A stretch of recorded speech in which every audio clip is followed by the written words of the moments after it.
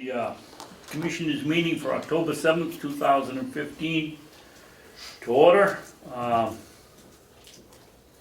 will be the chairman today because Chairman Sorensen is off on a vacation day. We'll start with the first, will be the Pledge of Allegiance. I pledge allegiance to the flag of the United States of America and to the republic for which it stands, one nation, under God, indivisible, with liberty and justice for all.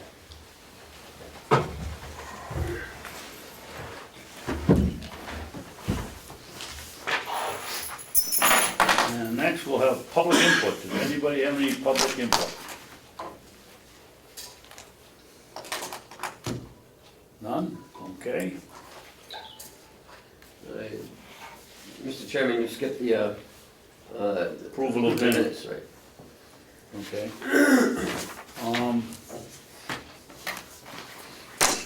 I approve the minutes of September 30th. You had a chance to read them, Chris? Yeah, second. Pardon me? Second. I didn't make a motion, I said. Oh, I thought you said do. You want to make the motion and I'll second it? I make the motion to approve the minutes from the Commissioners meeting of September 30, 2015. Seconded. Any discussion? Motion's been made to accept the minutes as written on September 30th. All in favor say aye. Aye. All opposed? You said the 2013, it was 2015. September 30th. But it sounded like Chris said 23rd. Oh, well, he might have. Wait, he made 2015. I don't think we want to go back to 2013.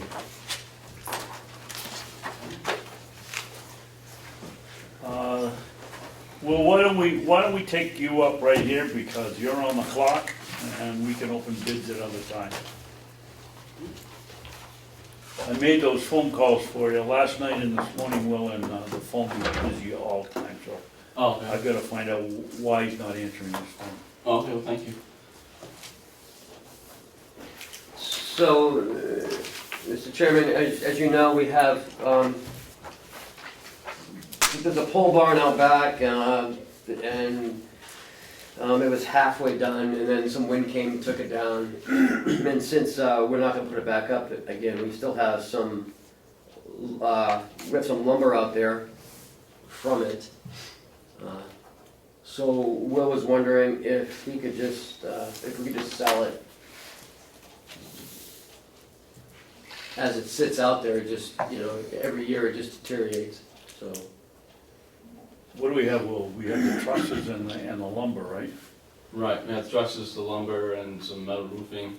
The lumber and the trusses basically the two that I'm most worried about because they've been out there for going on 5 years now, I think it is.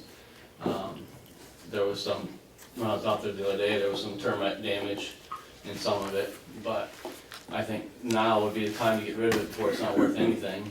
And it's not gonna be worth a lot right now in the condition it is, but if we can get something out of it, it's better than just having it sit there in the field. And we've been short on revenue in the wood category this year anyways, I We figure. already gave away $3,800 because they didn't wanna use them, so. And technically, really, the lumber's already, you know, the amount that we spent on most of those materials and the amount that we got back from the insurance pretty much cancel each other out anyways. So it's not like we have a big investment into it out there, but it's not gonna be worth anything if we just let it sit around for another year or two. I would think that we could at least try to get something out of it. We're not gonna use it, the delegation isn't gonna give us any more money for a shed to put any of the equipment under just to keep them out of the weather. In the long run, it'd be better to use it and make a shed with it, but they don't wanna do that, so. What do you think, Chris?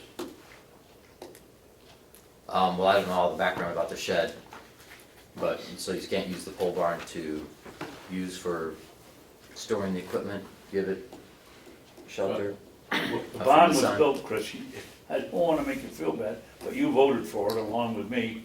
I Couple know of the years barn- ago, we voted, it was built, it blew down. Yeah, no, I'm Now familiar that the with, lumber, this year, we were gonna use it for an extension for the wood processing, and the delegation voted not to do that, so it sits out there, and there we are. okay, well, I do remember why we got the pole barn. I just didn't know if you felt that it was not usable for anything else, that you couldn't use it, or that's, The pole barn was built for the campfire wood process, and then while we were building it, it came down. So we stacked all the materials back up. Some of it got wasted because it got damaged when it came down.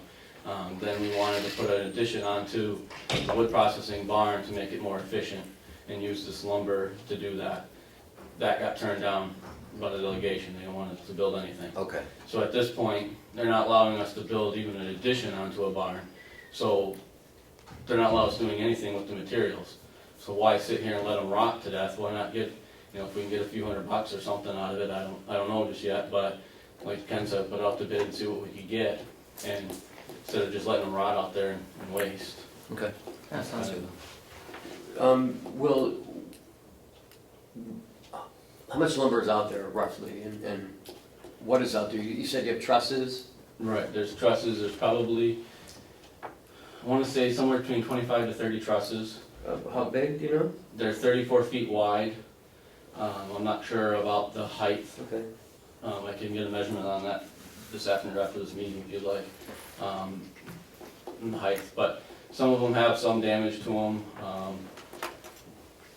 Some of them are okay. They were all constructed, they were all up on the building, they all came down with the building. There's probably, I'm guessing, 6,000 to 7,000 board feet maybe of lumber out there. All of that was part of the building that came down, so it's been recycled a little bit. It's got nail holes, the whole 9 yards in it. But does it have nails, Will? Here and there, the majority of them are out. You pull them? We pulled the majority of them, but there are some here and there. Some 1 inch, 2x6s, 2x10s are primarily what's out there that was in construction. How big was the barn supposed to be? It was supposed to be 120 feet long by 34 feet wide. And it was only gonna be 3-sided. Oh, okay. And then you have some corrugated metal roofing? Correct, that was bought to fit the trusses. Was that installed, or that you hadn't installed it yet? No, I haven't installed that, that's just been sitting outside, out in the field. Okay. So, It's, to me, it makes sense both ways, either to sell it or try again to get the delegation to realize that if they're gonna run a wood processing operation here, you can't run it out with the snow coming down, and we should try to convince them again to put a little addition over the wood processor from the other end where they turned it down, so that Will and the troops can work. I mean, this is crazy. They raised the revenue $15,000 or $12,000, didn't give us any wood, and now, and the guys can't work outside. It doesn't make sense. well, we're meeting with the delegation on the 19th. You wanna bring it up then, or do you just wanna not do that and just put it up to bid? Well, do you, how much would it cost for us to get it, assembled, erected? The addition or the whole pole barn? Whatever you wanted to do, that we, what would be the alternative and what would be the cost, just out of curiosity, I think, I don't know if Commissioner Babson remembers, but I want to say that with that money that we were going to get from the insurance, we were going to be able to rebuild that whole addition that we talked about. The biggest expense being the concrete work that would have to go on to put the footers in and the pad. I want to say it was we had about 10,000 we got back from the insurance, and we had that 3,800 hanging over us, and I think that was gonna. That would have been Covered. enough to complete the project. Right. okay. So it wouldn't cost us anything, and they voted it down, Yeah. and the insurance company got to keep the $3,800.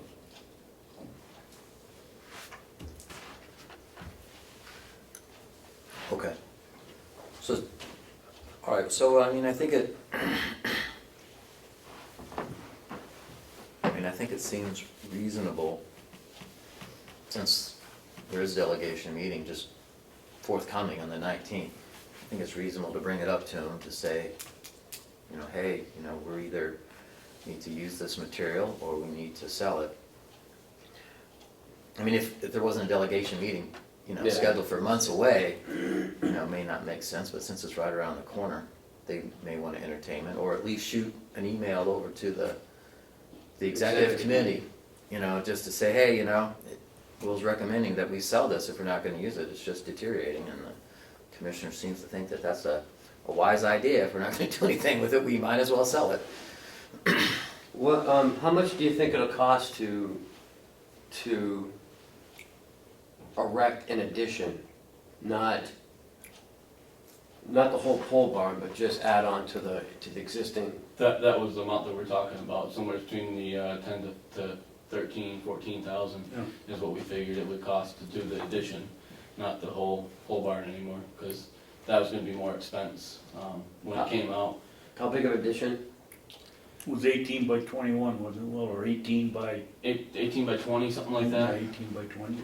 Correct, right in that vicinity, I can't remember, I have to look through all my notes, because after it got turned down, I kinda dropped all the going Right. forward with anything. Give me some information, so when I send an email, if they don't ask, we don't go back and forth with questions of how big it is, how much it is, you know. So give me how big it's gonna be, how much, how long is it take you to do it? If they said go today, how long would it take you to do that? Right. And can you do it in the winter? My first answer is gonna be no. You know, if we can get through all the bid process, and if everything in the dream world worked out to get the concrete portion done before it got cold, Right. that would be a miracle in itself, I think, at this point. Because that was our fight that we had last fall, was we couldn't do the concrete during, it doesn't cure correctly or whatever, in the cold weather, and there was a lot of recommendations not to wait till spring. All three bidders said, don't pour it until May.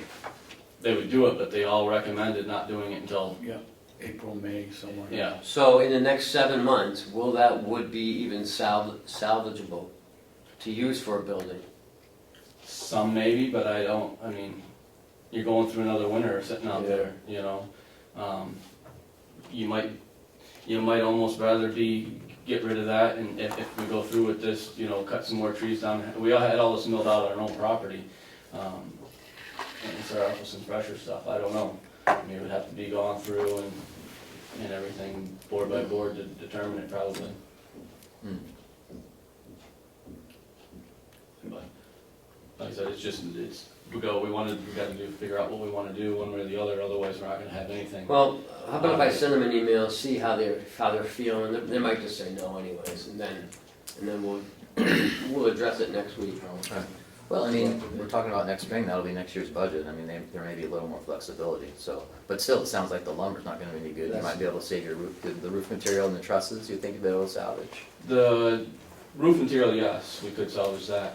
The trusses, we weren't gonna use those ones anyways, because they weren't gonna, they were too large for the addition that we were gonna do. Oh, I see. We were only gonna go like a 20-foot wide addition versus, or 18, whatever it was. Those are 30-foot, They were 34 36, foot wide. Yeah. So they were 14 to 16 feet too wide, for the addition. So that's why we weren't gonna go with those trusses anyways. Well, if we can't use the trusses. You can't use the lumber, Yeah, we're we down got there. Yeah, we're down to the roofing material. Well, a couple of things, Ken. Number one, is there any way, we've got the trusses. Is there any way that we can just put up an overhead so we can drive in underneath it, and, without a huge expense, that we might be able to squeeze by the delegation? Yeah. 4 corner posts and the roof, so you can at least park your tractors or your trucks or something under it? Well, we're Rather gonna, have it sitting out in the weather all day long, all winter, all year long? well,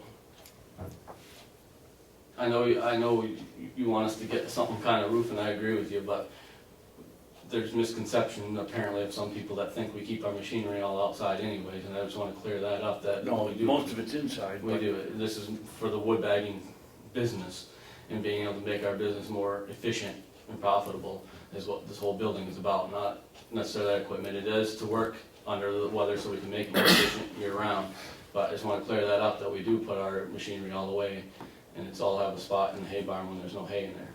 Right. But, to get back to your point, I mean, you could put something small, but I gotta put in at least sonotubes. You know, I gotta do some kind of, even with the groundwork I have out there, the sonotubes came up and out when the thing came over. So I have to redo holes, I have to redo sonotubes, I have to redo the poles, and I still need a little bit of money to do those few things. okay. It's getting to the point where I can't rub two rocks together and get something anymore, because Right. the two rocks are getting pretty flat with a lot of the different things we have around here. How about we go out for bid and put it on Craigslist or eBay or whatever and see what we get for an answer, and then talk to the delegation in 2 weeks?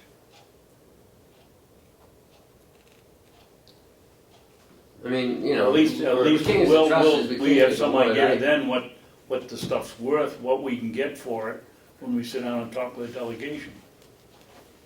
I don't Because the know. first question they'll ask is, what can you get for it if you sell it? And we won't know.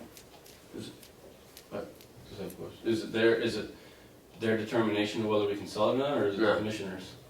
Because my impression it would be the commissioners. Oh, I think it's our responsibility, Will, but I It don't is, see any Will, but the problem with them histrionics asking the of it. question. It's the histrionics of it, it's like, it's had, you know, a lot of, A whole life of its own. yeah, Yeah. you know, so before we, you know, dispose of this particular property, we wanna make sure that we're on the same page as them, and it doesn't become Right. something, you know, something that's, like you said, $300 in raw material becomes a $10,000 problem, you know, between us and the delegation. I think it's part of it, you know, let's just make sure we're both on the same page. You know, I wasn't there the day they voted it down, sometimes, you know, people change their mind, you know, so maybe the idea is, and just my thought is, you know, Will, if this were your stuff, which I know you treat everything like it's yours and we appreciate that, but if this were your stuff, what would you do with it for the least amount of money? Like, I don't have any money, what could I do with this and get some use out of it? As Commissioner Babson alluded to, I mean, even if you just put up a 34 by 20, you know, shelter, pavilion, just so you could get underneath it, you know, Right. you know, the cheapest thing you could do with maybe someday later. Board it in or whatever. Yeah, enclose it, do more to it, you know what I mean, like you know, I'd start out with enough, foundation to make it work, so I could add on to it. What would I do with it, you know, present that to them. Here's what we could do it in the spring on a new budget, if you're interested, yes, if not, this stuff needs to go, it's just taking up space, and at this point, it's probably a good idea to get rid of it, Right. you know, and then they can at least give us, even if they don't wanna bring it to the delegation meeting, they can just shoot Yeah. us an email and say, get rid of it. Right. You know, it'll be fine, and everybody will be, you know, both sides will be happy. Alright, so that's what I'll do. I'll send the executive committee an email today, and then whatever happens, happens from that point on. And can you tell me again exactly what you need from me, or would you like for me to? Well, I mean, you know, I got 30 trusses, 18 by 30 by, 34 feet wide is what the trusses Okay. are. I have 6,000 or 7,000 board feet of lumber. We got roofing. And the other, now that we're talking about it, the other half of those trusses, we only bought, there was 30-some trusses that we bought. I think we bought 34 trusses to be just right in that area. Half of them, 14 of them, actually were sitting in the barn when I started here, that the county had purchased for 10 years ago for another project that didn't get done. And that's why I based the size of the barn off of it, because I had Middleton Lumber come in, measure those trusses that were in the barn, and we bought, I think, 13 or 17, whatever it was, more to make the distance that we wanted of a barn. So some of those are even, those trusses are, they've been sitting out there for 4 years or whatever, the new ones, and those older ones were another 10 years on top of that, so, you're looking at, it's a pretty good age on some of those. No, What's the roofing wool, aluminum or steel? It's the galvanized Galvanized? steel, whatever you wanna call it there. It's like what we have on all the other barns, pretty much. Okay. Anything else? No, that's it for me. I'll get back to you, thanks. Okay, thank you. Have a good day. Chris, why don't you take a couple of these? I'll take- Howie, come on up. Howie, come on up here and we'll open up these surprise packages. It looks like we got 1, 2, It's 6 3, here. 4, 5. These are the same, they're from the same company.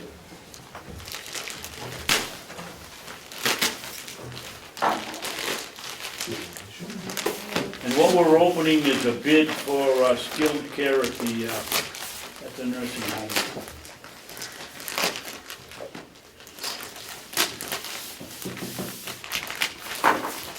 Matthew, we've got so many of them.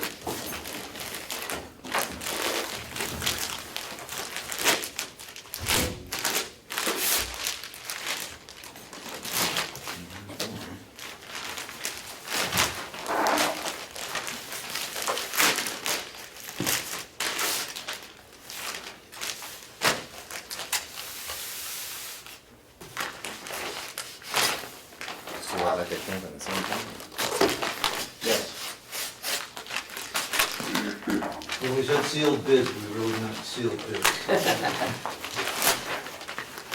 What do you mean hermetic? Yeah, I had to cut through a padlock on one of them.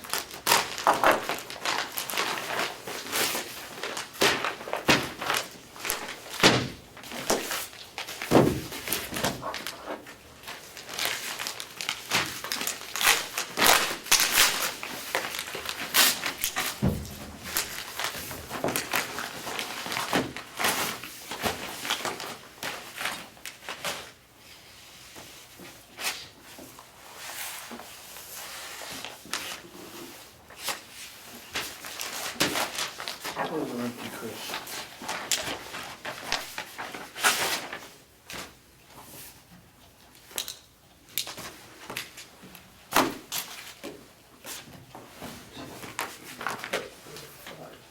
Do you have any 6. copies there for me, Chris? Well, should we just like keep them in? I just want to get all the names first before we start throwing them all. Yeah, sorry, I just unpackaged them and spread them out. Okay. Health Pro Rehab.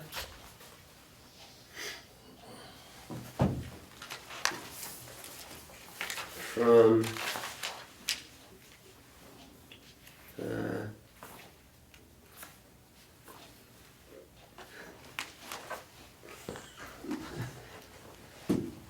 Health Pro Rehab from Cockeysville, Maryland. Well, these two are actually from the same company. Yeah, you guys still send 3 or 4 copies per. Next one is Preferred Therapy Solutions, Weathersfield, Connecticut.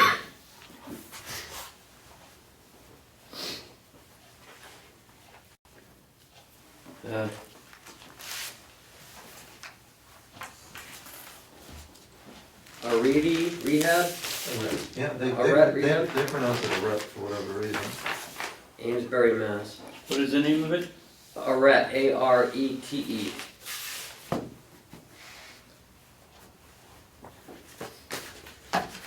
Shrewsbury? Amesbury.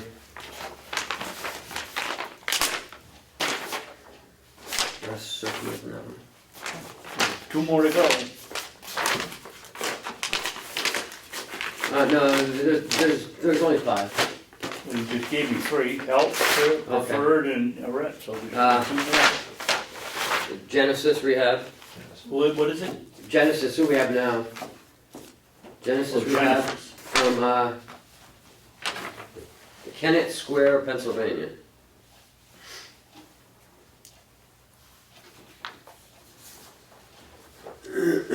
One, 2, 1 more. 3, 4, 5. Select Medical Rehab. These are nice binders. Where are they from, Ken? I'm trying to figure it out. Brick, New Jersey. BRICK.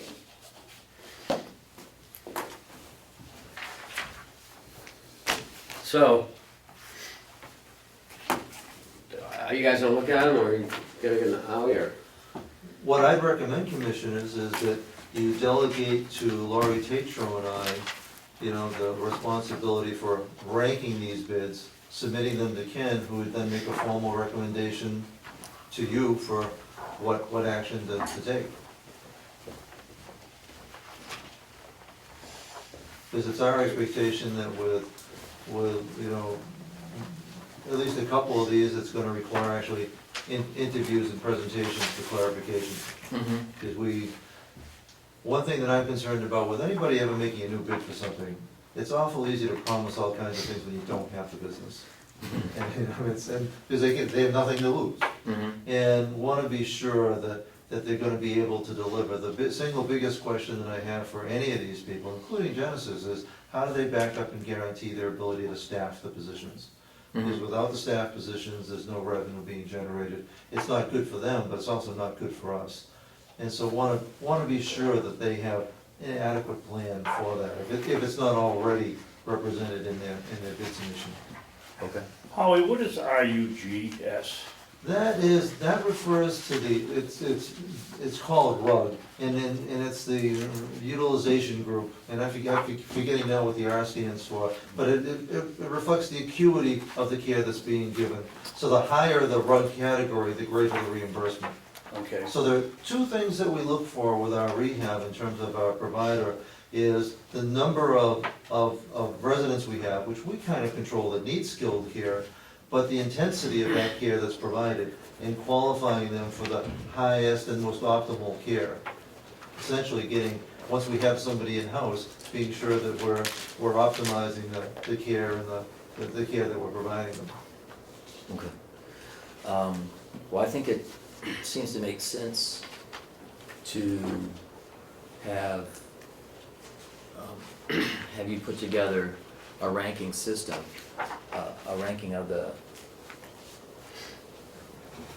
bids, but what might be I like to see it useful. in like a spreadsheet type of format. Right, what may be, what we need to do as a board is we need to set up the format upon which the rankings will take place.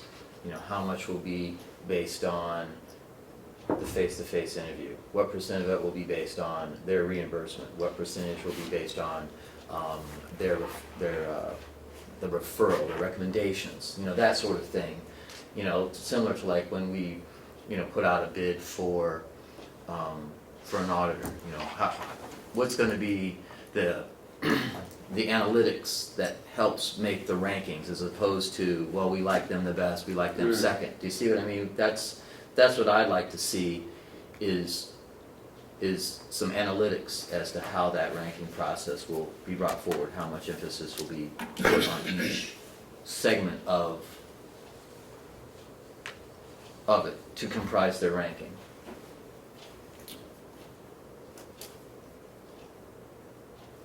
Do you understand that, Howard?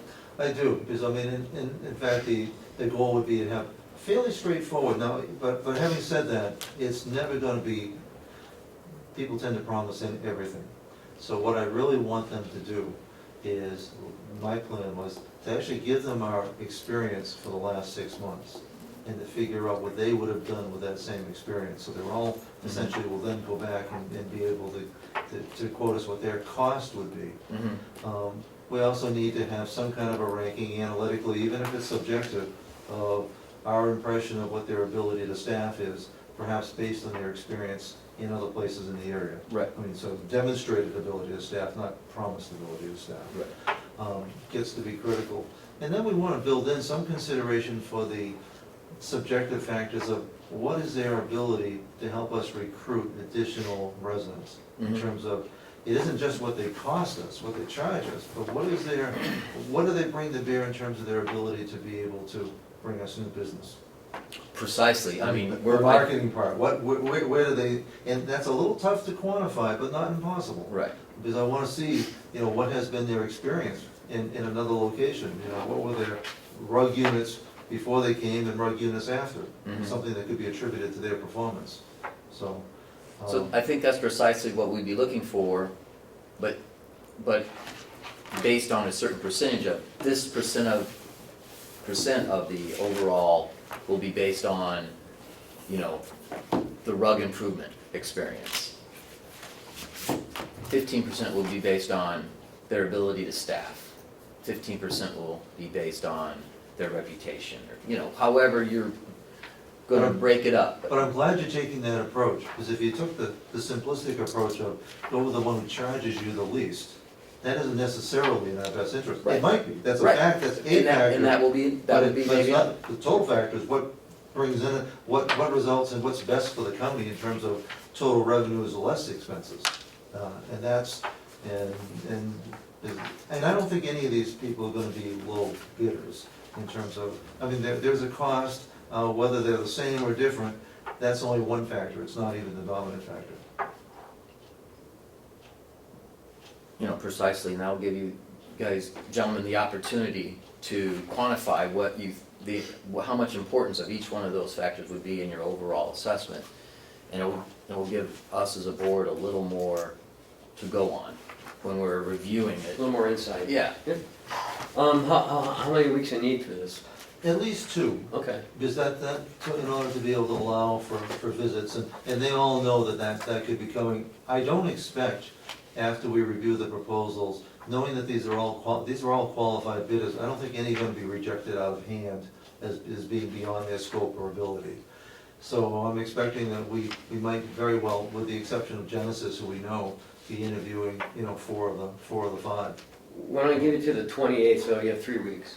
That'd be the safest way, and that would give you time, because we wanna make the first recommendation to you, so that you can then evaluate whether additional information is needed, or if you have any questions, so you'll have confidence making your recommendation. Because next week's jam-packed, and the 21st is getting full too, so let's do the 28th, is that okay? 3 weeks, that gives them plenty of time to.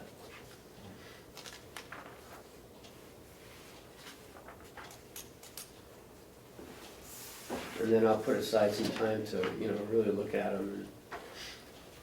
And then you'll award it on the 28th.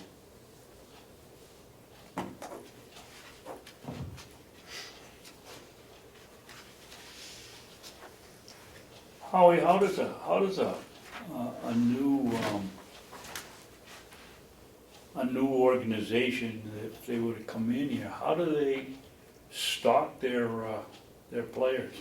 That's the first question we ask, because having them, even if they're good at other places where they work, the real question is, how can you be good here? And truth is, you know, all these people I've talked to, they all know that's gonna be the biggest question, so this isn't gonna be a surprise to them.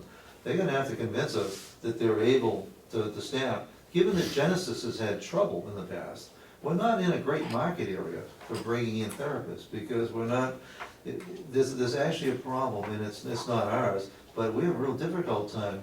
Usually we can cross the border into Maine and get people for all kinds of positions. Not for physical therapy, not for therapists, because they're licensed separately by the state. And the state is very slow, there's no reciprocity between states. So we don't have a main market to draw on, so we have to draw on exclusively New Hampshire. And that's pretty much, you know, we're talking about Rochester and Conway. Nobody's coming down from Conway, they're pretty much fully subscribed up there. So we have to pull either across the lake, which is difficult, or up from Rochester and Dover. Now, do you make it clear that our hourly rate doesn't include travel? Oh, definitely, in fact, none of these are If we have to travelers. go, if we hire someone that's gonna have to go and pull their help in from Newburyport or Boston, gonna charge us an hourly rate, we're not paying travel time, but I see this is a real problem, I don't know where these people are gonna come from. Well, effectively, and I haven't seen these proposals, but every typical proposal is gonna have their billing based on the hours that they actually bill. Okay, So there's no travel, there's no overhead, okay, so they don't do it. Now, our big problem is if somebody isn't here, there's no billing going on, and we're not getting revenue, we're not getting the expense, but we're also not getting the revenue. right. So I wanna be sure we just don't sign on with somebody who has nothing to lose and is gonna just try to make it work. We need to have somebody that's demonstrated, has a demonstrated ability. And I know that having talked to in kind of on specifics with a few of these people, that some, I know one, and I forget which one, was able to go into Claremont and make it work there. Well, Claremont that's a fairly, if you can make it work in Claremont, well, that speaks well to your ability to do it in Ossipee. But if they've only done it in Manchester and Concord, well, that's not telling us much. When you look at references, what do you look at? I call the administrators, of the facilities, and would you hire these people again? Or have you hired these people again is the most important one. Because the reference lists on these two that I looked at are pretty interesting. These are all good people. If there's one that is at the new end, it's the one, Arete or Arete. They're new and a little bit untried, and very dedicated people. I don't think so.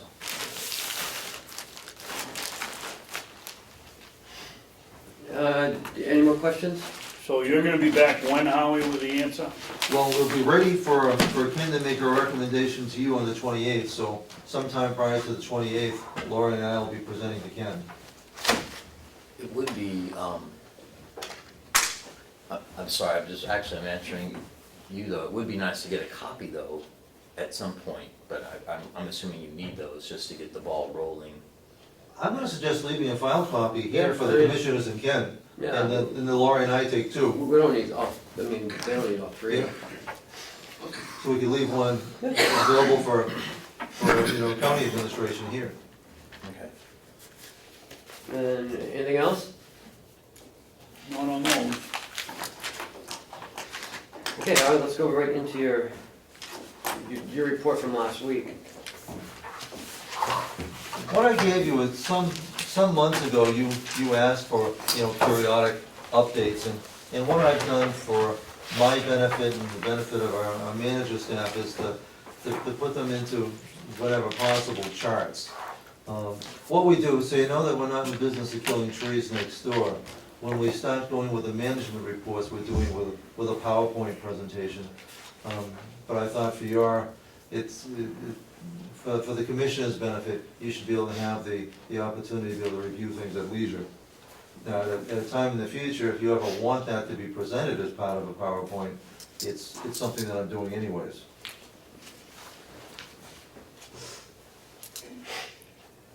What I want for both the managers and for the commissioners and for Ken as well is to put all the key metrics, the key indicators out there, so we're not just looking at things when they're on fire, but having a sense of seeing where things are trending, what kind of patterns are there. The good news, financially, is that we're actually, when we look through, especially, we don't have all the September numbers yet, but through August, we're actually making money. We're running ahead of budget. We're not making money. We're better than where we thought we would be budget-wise, which is a favorable thing. Revenues are down, but expenses are down even more, so we're doing well by that measure. Howie, just to go over this, clear up so there's no mistake, can we go to page 2 and start right across the top? 2014 actual, that's an easy one. 2015 commissioner's budget, that's an easy one. 2015 delegation, average budget per month. Now that's taking that amount of money that we budgeted and divided by 12, is that correct? And that's the delegation number, And that's the delegation. because that's the approved budget. The delegation is the approved budget. Okay. The 8-month average budget would be the average per month times 8 for where we should be. Exactly, 8-month actual is where we are. correct. 8 months variance from the budget is the difference between the actual and the average. No, between the, it's effectively the average from budget, correct. Okay. Year-to-date percentage of budget, what does that mean? That means, well, top line, Medicaid's at 67.1. Ordinarily, at this point, at 8 months, it would be 66.6. Right.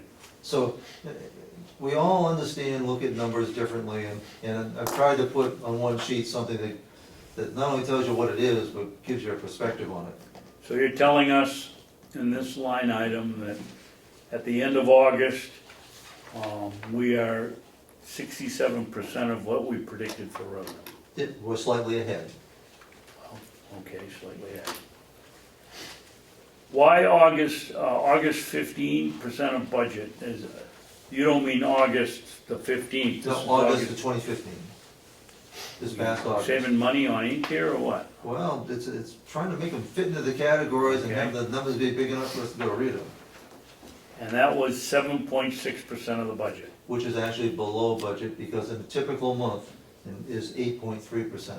So August was not a great month for revenue for Medicaid.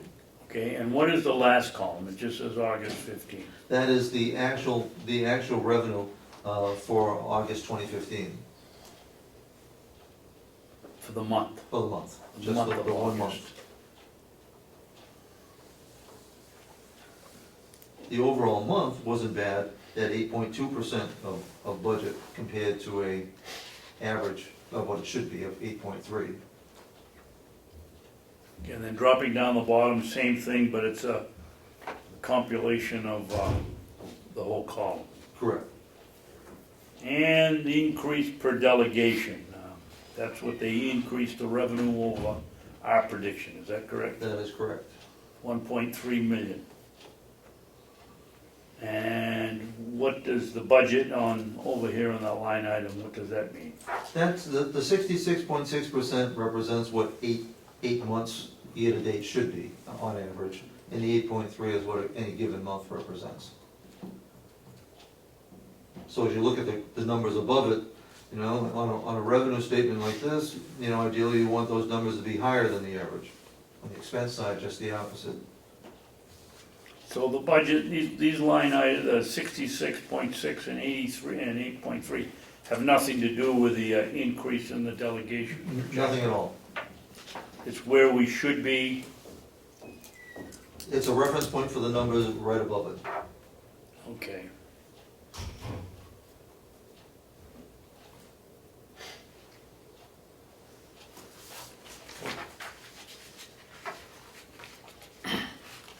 So how these variances, they're based on the 2015 original budget that was passed on March 31 Correct.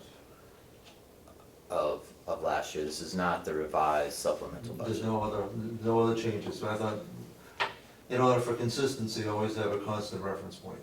Not that we couldn't do that, but this represents the approved budget for 2015. So the answer to Chris's question, it does not include the supplementary budget. It is not. Okay.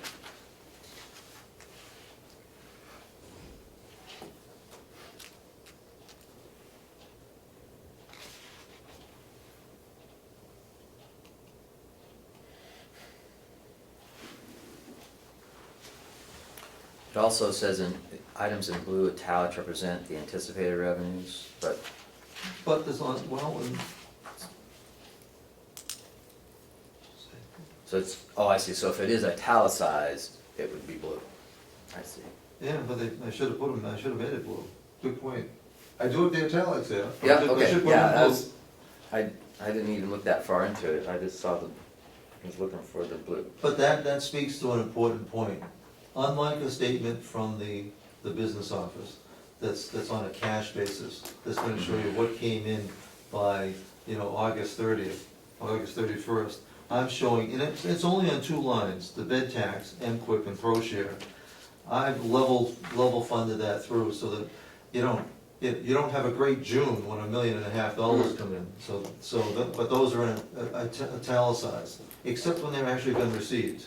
And so you'll see especially with MQuick, which is quarterly, once that quarter is in, it goes from italics to real numbers. But I do need to add that in blue though, to make it that much more. Paula, why don't you join us? I was waiting for him to finish. But that's okay. Thank you. Come on, yeah. So we go to expenses, it looks like we're doing a pretty good job. Expenses, you know, instead of, we should have been at 66, but on an expense side, you know, spending 62% instead of 66 is favorable. Spending 7.4% for August instead of 8.3 is favorable.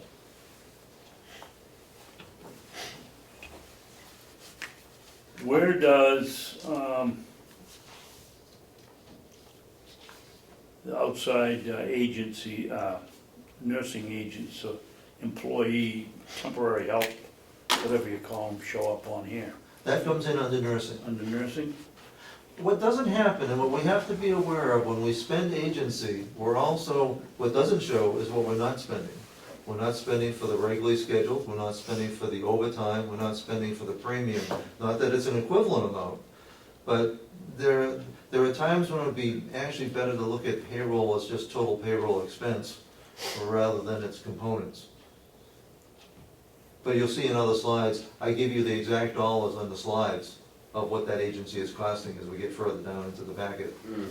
So you can, I mean, it's not to, I don't wanna bury it so you don't see it, I just want you to see it in its context. But I do have a slide that shows you exactly the number of shifts, and another slide that Commissioner Babson suggested that would show the dollars, and that's now part of the packet. Well, I think that it is certainly of note that even though you've, put these numbers here in comparison to the 2015 budget, that's no longer the budget. And,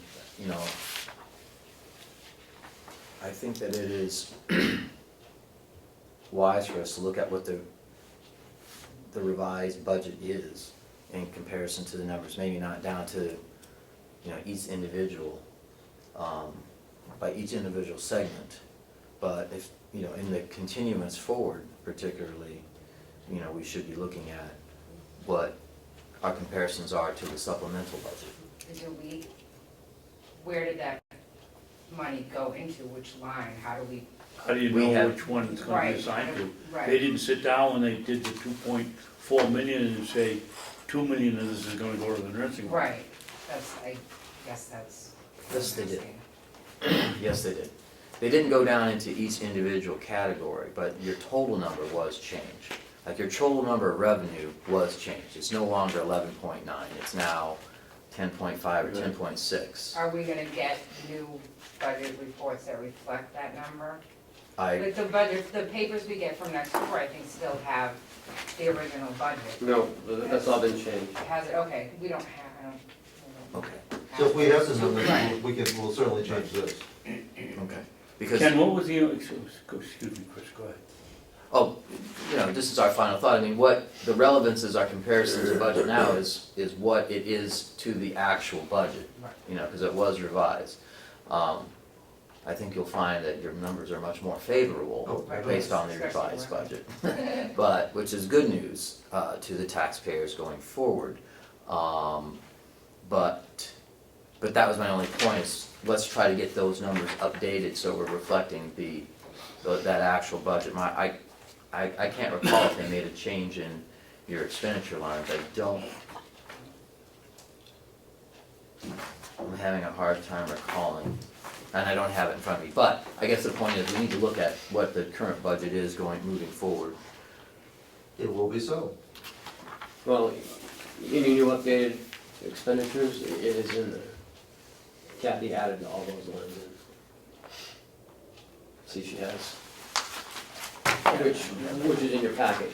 Oh, it is, oh, Yeah. I'm sorry. Oh, It says, this column, budget changes and supplemental.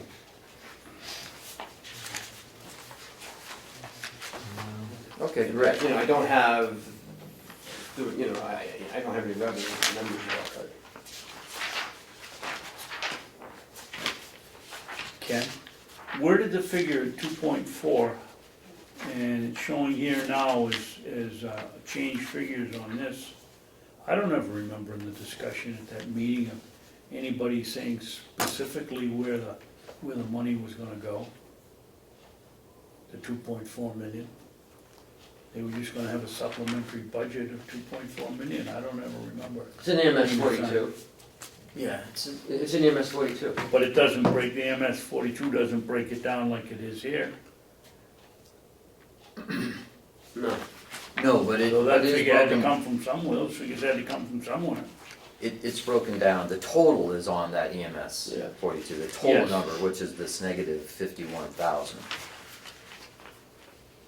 for the nursing home. Nursing home. And that also includes my, my $139,000 cuts as well. Okay. Okay. But we'll stay with Howie's for right now. Yeah.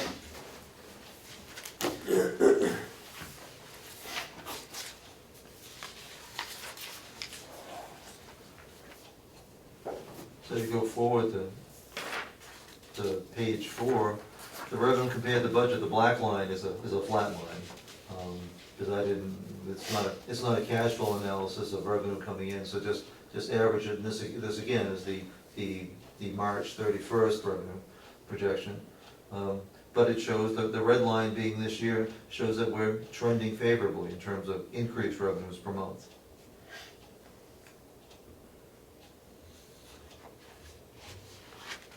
Slide 5, same black line, with even expenses, not adjusted for cash flow, for heat, seasonal, or any other kind of adjustments, or for big insurance payments, but with all expenses averaged out to be the same per month, it shows that we're trending favorably, having come down in June, starting a decline.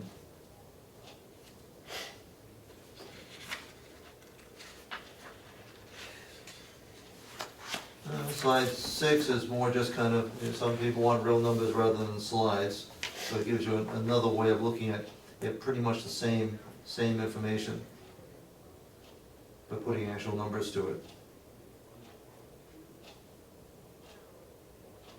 The very bottom line, that WO is without bond projected to year end. It's kind of a projection for where we would be at the year end.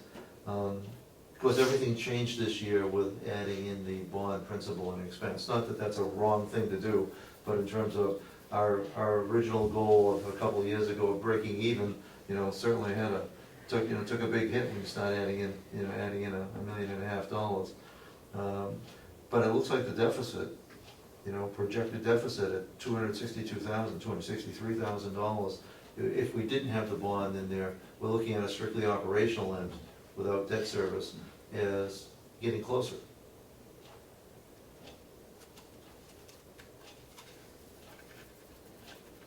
And once again, this is March 31st. on an accrual, on the revenues, you're accruing the pro share and Exactly. money, not the actual receipt. This is just the accrued revenues, the Exactly. actual revenue. And the same It's- with expenses, so it's level funding, so this is not on a cash basis, but on an accrual basis.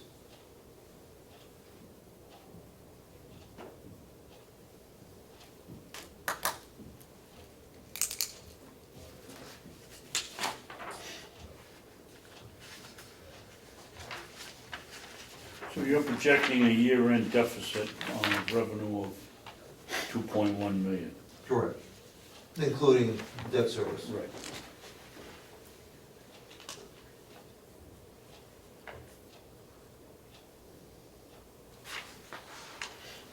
Slide 7 is where it shows that we're actually, I mean, how we, back here on projected versus budget, is, that's at the end of August, we're $14,000 ahead of. yep, exactly. Now, in projected, which isn't scientific, when you start taking your out 8 months, and if the rest of the year went exactly the same as the first 8 months, that's where we'd be. Now, that's a big leap, and we could exceed that, we could fall short of that, but at least it gives you some idea of where we're trending. And right now, we're trending favorable to budget. Now, $14,000 you know, on, But that's only because we've done such a good job with the expenses, and the revenue is going up slightly, but look at the deficit each month for revenues. oh, true, now, It's now, horrible. now the revenue though, when the revenue is down, our expenses, there's so Are much that is down captured. somewhat. Is the cost goes down, it's still unfavorable to the county. Because we want to increase revenues, because then we retain an extra 20-30% of that revenue that we're not capturing.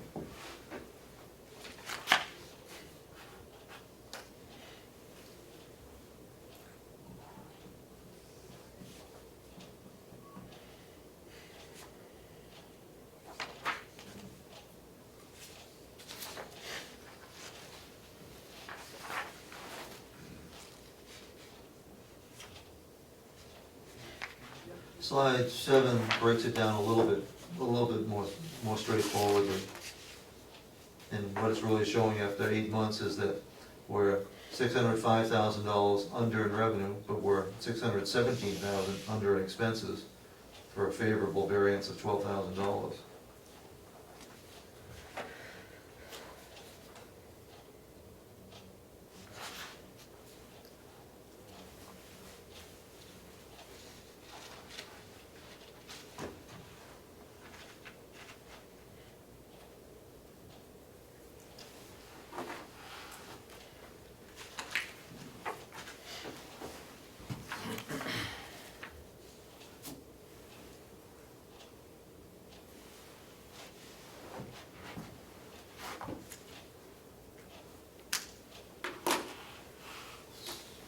So it looks on slide 8, it looks like you're doing really well as far as private.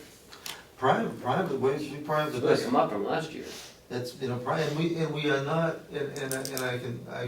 I want you to know, we are not out actively soliciting private pay, you know, residents. We do not give preference to private pay Right. residents.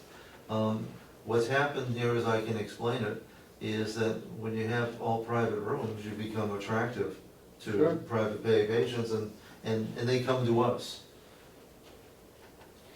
Where the point of concern though is what we really want is the total skilled days to be up, and those we're down, Those have dropped too. we're down 545 days from last year, same period. What's going on with the census? Why is it dropping? Well, and that, I don't know that I have those numbers with me. What we've been experiencing is a lot of turnover.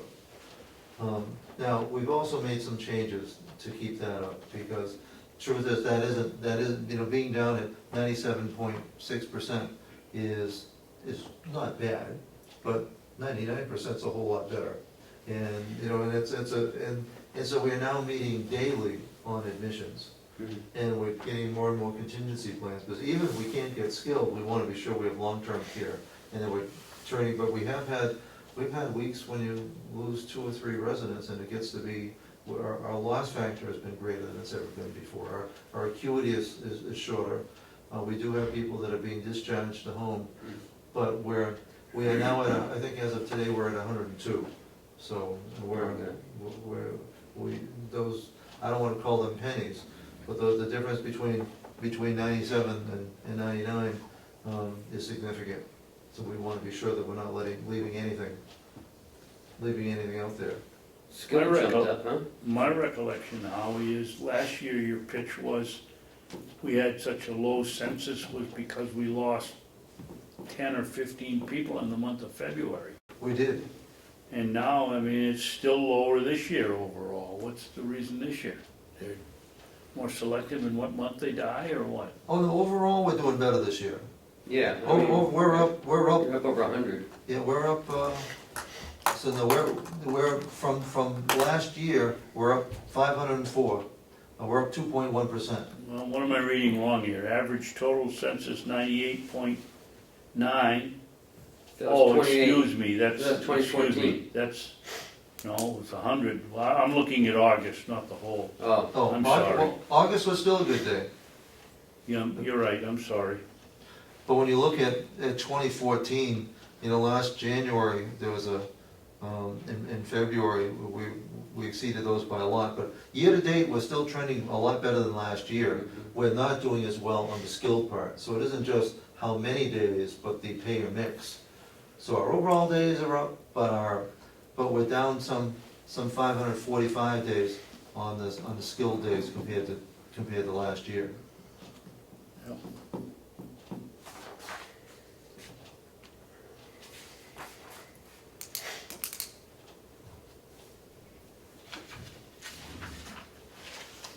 And I think some of that speaks to our skilled admission, you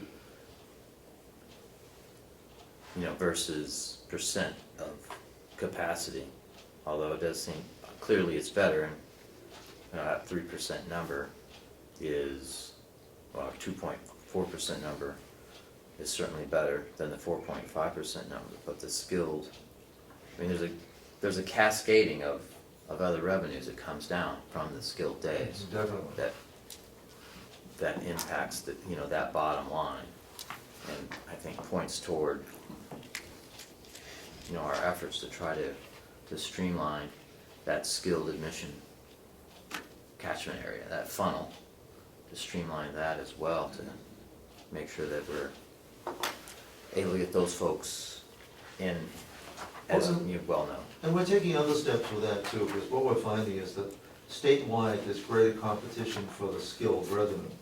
And when something's competitive, you know, the winner is the one who's most fleet of foot. So, you know, we're talking, you know, 3 years ago, if you got back to a hospital in 3 or 4 hours, that was considered fast. Turnaround time now is getting to be under an hour. Between when a hospital calls, if you can't call back and say, yes, we can take that resident, they're going somewhere else. And so we're doing internally, we've come a long ways in terms of being able to speed up that process. We still have a couple external problems related to physician approval that we're quickly coming to grasp with, to be sure that we're well positioned not to lose a single potential resident. It's frustrating to have somebody and then to lose them because the hospital needs to discharge and will go to the fastest available receiver.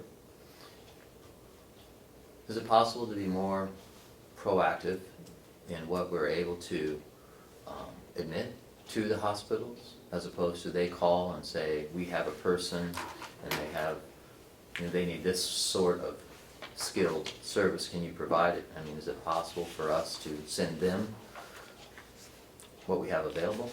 Well, in fact, Jen does that, although typically what hospitals are doing now, they can broadcast out faxes to 5 different places, and the first one that gets back to them gets it. One thing that we are doing, you know, be part of these proposals, is I want to evaluate, are we losing any business because we're not providing certain services? There's a, without getting into full ventilator care, there's respiratory therapy that some providers offer and some don't. And I want to be sure that we're saying yes to as many different, and we also have a wonderful nursing staff now and Lori is not afraid of complicated situations.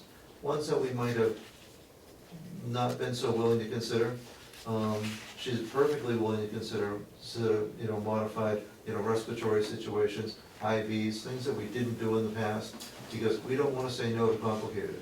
And it's actually billable. It requires some additional training, support, but we want to catch everybody. Okay.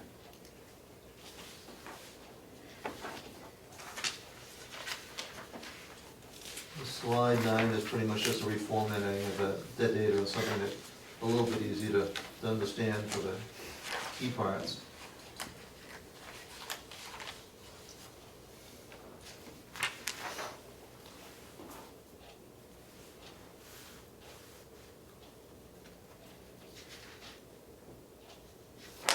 And on this one, bed is the total number, the 103 times the number of days, Correct.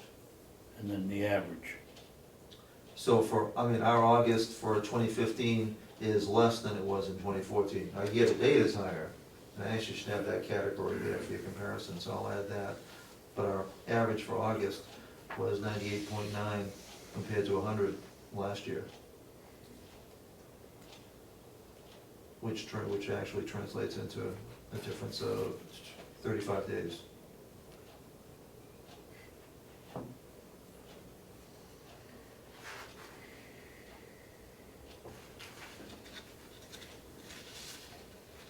And if, for those who like pictures, you know, chart 10 shows that comparison. Red is always the current year. Average census for August, you can see, is down, but overall it's been higher. In chart 11, you see skilled census has been lower. It was surprisingly high last June 2014, but it's now trending upward. Chart 12 shows our Medicaid census relative to last year being less, but that's not because of the change in total census, it's because private census on page 13 has been consistently higher than last year, which is very favorable.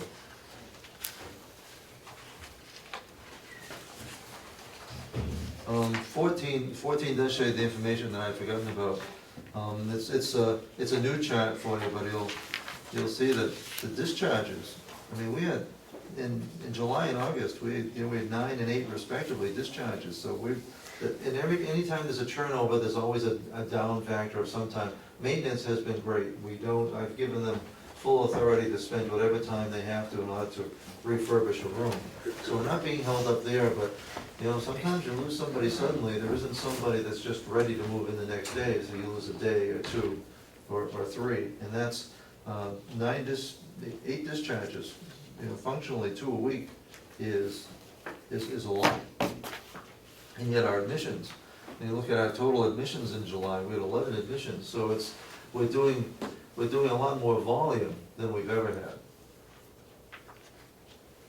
And that's shown graphically, chart 15, skilled admissions per month. Wait a minute, Howie, why, on 14, why are there no discharges January through June? No, because I don't have that data yet. This is new, so some of this reflects So data. there were discharges? Oh, there were definitely discharges. Okay. Well, there's no zeros there. No, blank means I haven't found the information yet. I don't know how to put this in a polite way, but when they're discharged to the funeral home, do they show up under discharges or do they show up under? They do.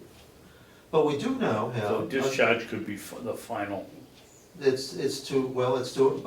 not as often as not, but very often, from our skilled, we have discharges to home. People with us Well, for that's why a I'm couple asking the weeks. question. Why don't you have another column here that says deaths and discharge to home? I have that on another sheet, but I thought that sounded harsh. I would say it all ends up being a discharge one way or another. One way or another. You have to. Except the first one may come back again. But I do, and has. And I do track that separately. So that if you ever wanted to know how many people are being discharged to home and how many are being discharged to Brian Lloyd, we have that information.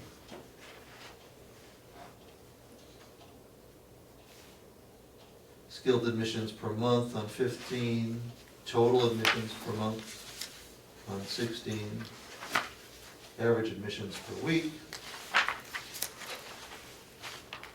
And slide 18 is still pretty limited data.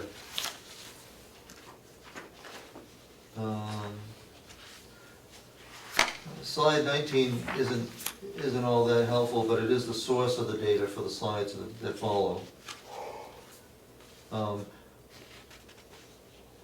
The RUG point index, reflects the acuity.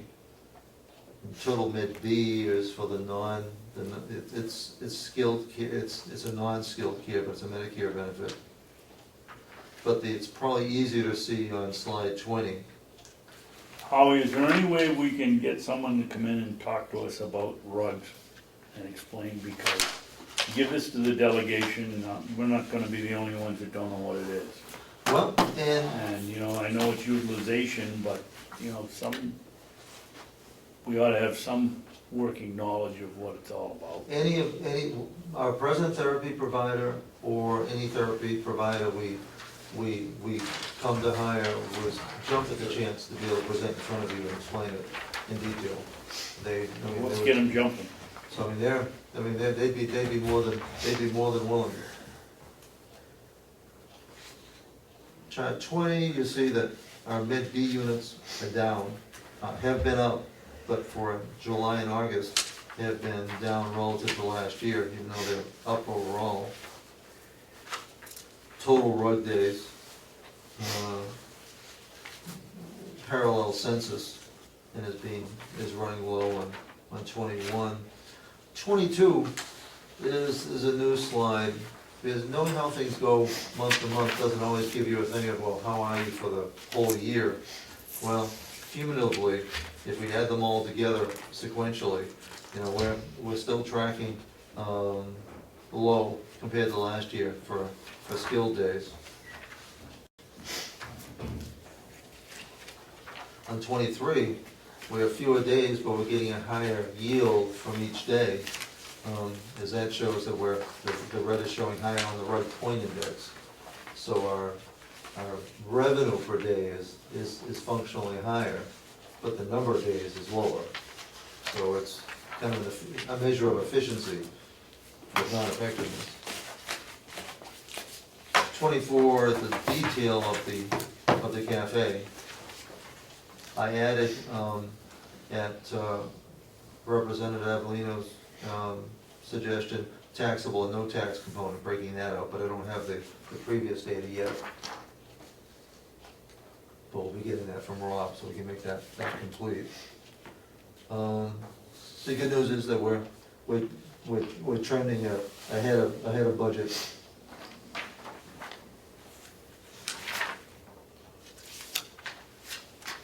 And that's probably more easily understood in slide 25. Cafe sales are doing well. Averaging something. Now we're at about the $7,000 a month level. 26 shows how credit cards have become an increasingly important part of those total sales. Why is the number of transactions dropped off?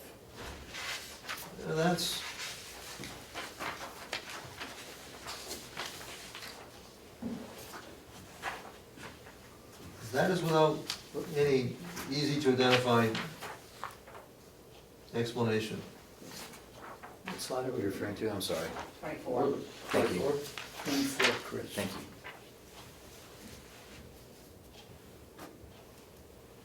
Transactions per day. We're still at our second highest sales per day in August, even though the number of transactions a day are down. The average sale has stayed up there. The average sale is $2.95. July had a high at $2.99.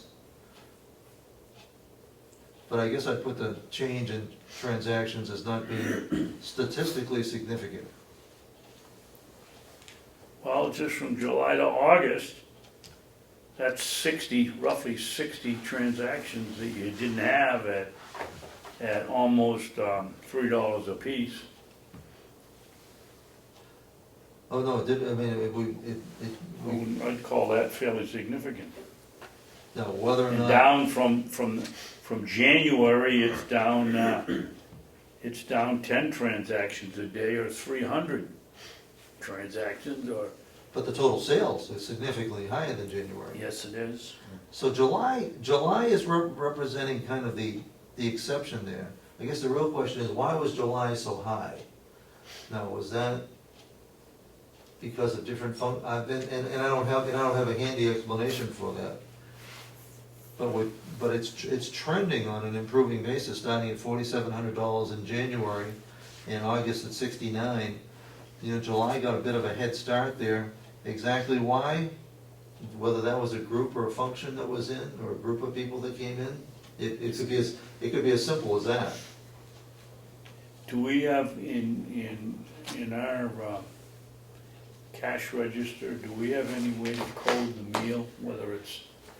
whether it's English muffins or whether it's a special of the I day. believe everything's in there, what they buy, you know, if it's a turkey sandwich, it's a turkey sandwich, if it's a salad, Right. you know, everything's broken down.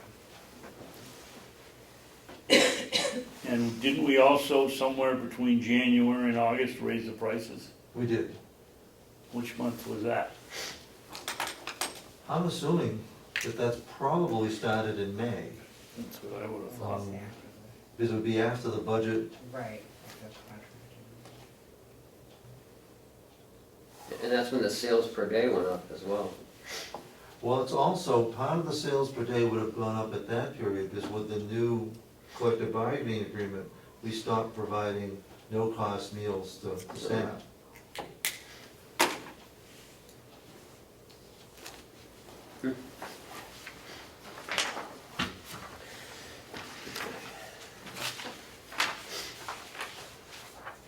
Twenty-five shows the sales, 26 shows the credit card.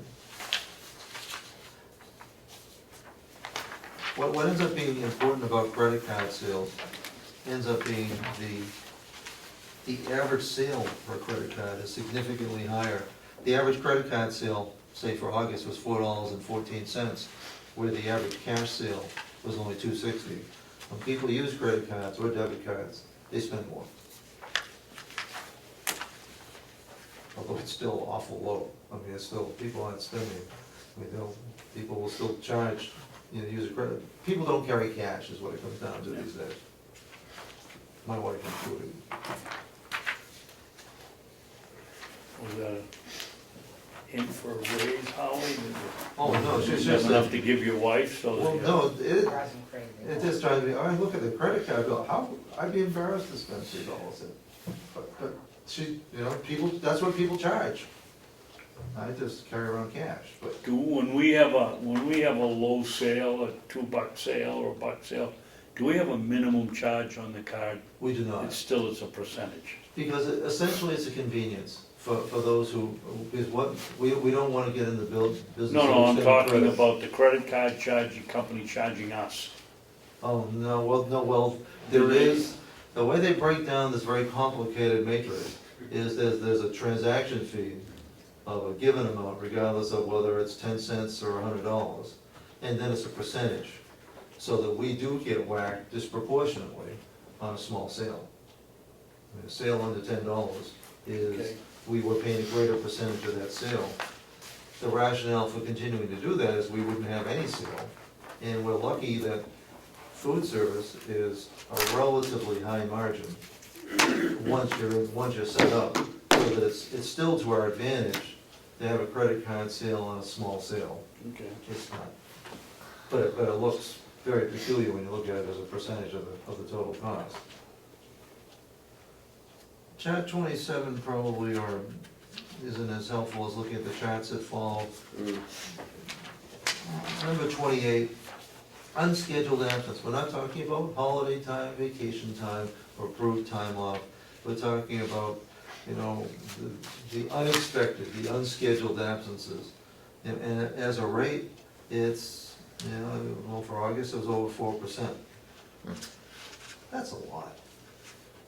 Which is, now that rate means that on any given day, 4% of our staff are calling in sick, for personal day. That gets to be hard. On 29, it's breaking that down per week, in a given week. In August, you know, that means there were some 23 people calling out that they're not coming in. Well, and if you look at January and February, you got 28 people, I mean, it's, 29 people. and that, you know, when you look at chart 30, when you break that down per day, because I find everybody understands the figures, it gets personal in different ways of looking at it. You know, we're talking in January, that's 4 people a day that all of a sudden, and for the vast majority of our staff, the vast majority, when they're out, we need to replace them. We don't have, now there's some positions that don't have to be replaced if somebody doesn't come in, but they're very few. And so we have to replace them. We're not overstaffed, so we have a hard time just saying, well, we'll just run short. We're already running on fairly tight staffing, so we don't usually have that kind of cushion. And so it makes for a nightmare, and it also makes for additional expense that you're gonna see. It's what translates into expense. 31 is per month. Now, so you know that we're not sitting back and just hoping that it's gonna go away. 32 is the new hires. We're hiring a lot of new people. I mean, we had 7 people in August, 10 people in July. So we're bringing on a lot of new people. We're also cleaning up the books on the terminations on chart 33. Oh, wait a minute, let's go to the new hires. The new hires. So in May, you had nothing in May? No new hires. I mean, it may be wonderful that we're having new hires, but they're filling jobs that people have left. Correct. So I don't see how you think that's wonderful, but Well, we're bringing in new people. The terminations lag because they tend to be per diems who haven't worked or choose not to work. But at least with new hires, it's fresh blood that are usually anxious to work. okay. So it's trending very favorably. In fact, we've been very encouraged by July and August. There's a number of new people. Now, Howie, are these new hires, are they also the per diems as well? They're mostly per diems, but there's a few that are full-time regularly Okay. scheduled, and those are the golden ones. Mhm. Because they're filling existing slots. And we actually have some in September that especially Lori's been able to hire. We're stable in virtually all departments except for nursing, where nights and weekends get to be a real challenge. And we've been very successful of late, and September's gonna be even more favorable numbers. Do we hire physician's assistants? We don't hire physician assistants, we encourage what's now called, they used to be called ancillary, and I'm forgetting exactly what they're called, but physician assistants, advanced registered nurse practitioners, we encourage ancillary medical staff. But they are not our employees. They would be in a situation where a physician would come in, and typically he or she would have somebody working with him or her who would be a nurse practitioner or a PA, a physician assistant. Okay. I find that I think they're now called officially mid-level. I think that's the kind term. The mid-level practitioners oftentimes do a better job because they have more time to spend with the resident, and they spend more time listening than talking. But we encourage mid-level.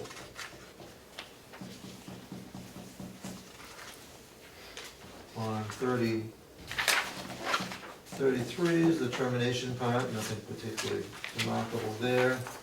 34 shows the agency use. How are we going back, how about 33.5? 33 and a half. How about a chart on lawsuits? Or grievances or something to that effect?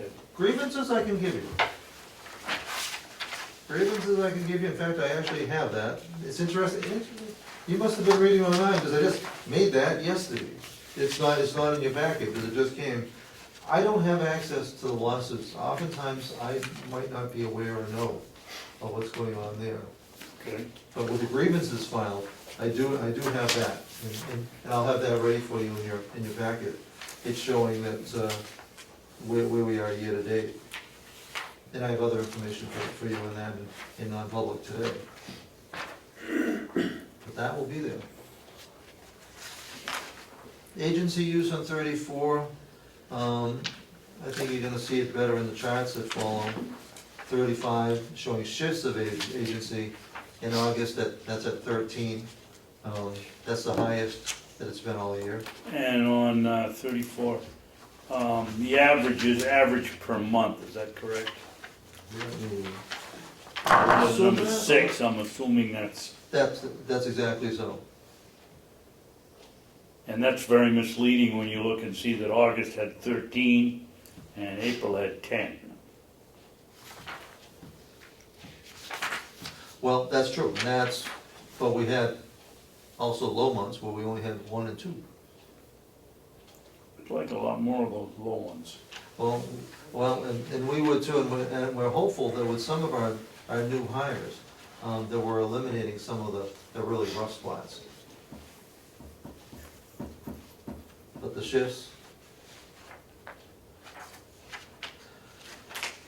We're, if you wanted a shorthand explanation of why the shifts of agency, you have to know that if we have a 16-year employee, and we have a lot of 16-year employees, guess how many days of leave time they're entitled to? Well, 16, they get their 3 weeks vacation. 5 weeks. 48 days a year. 48 days a year Work, between, those are work days, that's That's not, work, that's not that's- Saturdays and Sundays. well, that's shifts, that's days. Yep, 48 days, that's with holiday time, vacation time, and sick time. Doesn't include bereavement, doesn't include injury, doesn't include jury time. So it could be more than that legitimately. 48 days, that's virtually 1 day a week that people have off. It makes for us, in a business where, you know, we're not a bank where you can run one short on the teller line or something like that. When our people are out, we have to replace them at a level that approximates 1 shift per week per staff member. To that end, at some point, I'm gonna be suggesting to Ken for commissioner review that we relook going forward, what we can do with new people we hire in terms of package, and whether or not there's an opportunity, given the costs involved in maintaining the existing package, whether some kind of a buyout would make sense to make that leave day package more comparable to what's offered in the general, in the outside world. Because it's burdensome. It's understandable how it came to pass 40 years ago. It was easy to, instead of giving somebody a raise, to give them more benefits. But that has now, I think, created a monster that nobody anticipated when those things were agreed to years ago. But how isn't that why people come to work at the county because of those benefits? I mean, like the pay is usually lower. They used to, but now I find with young people now, that's why our per diems want to stay per diem. Why they would rather, I think the new generation wants the cash in hand. You know, I don't think they think twice about the benefits. Our per diem staff would rather get the extra $2 an hour than to get the benefits. I'm not saying that's the best move or the wisest move for them, but I think we would enhance our ability to attract many staff by concentrating on wages rather than benefits. But I mean, and what would be allowable, acceptable, or can be negotiated with the union, of course, is entirely, is a matter of the question too. But I know our per diems clearly like the money. Okay. The cost of agency staffing on 36, I mean, the chart looks the same, but you start looking at the dollars, you know, August was over $7,000.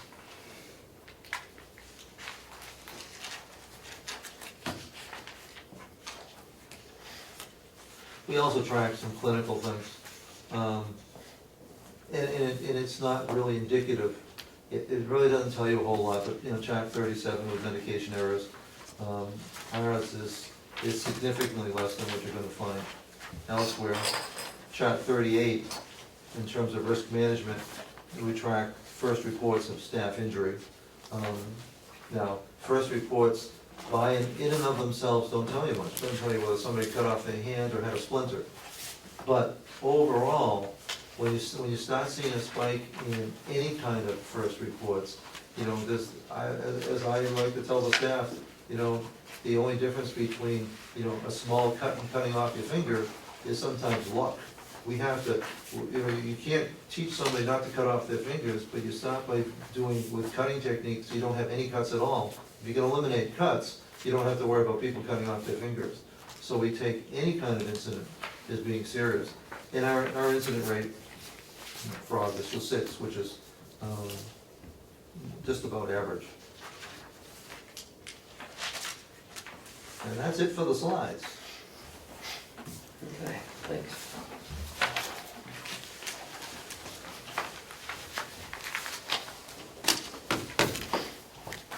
Next is in Paula.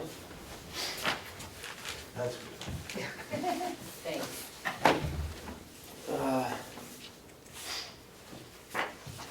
Paula gave us,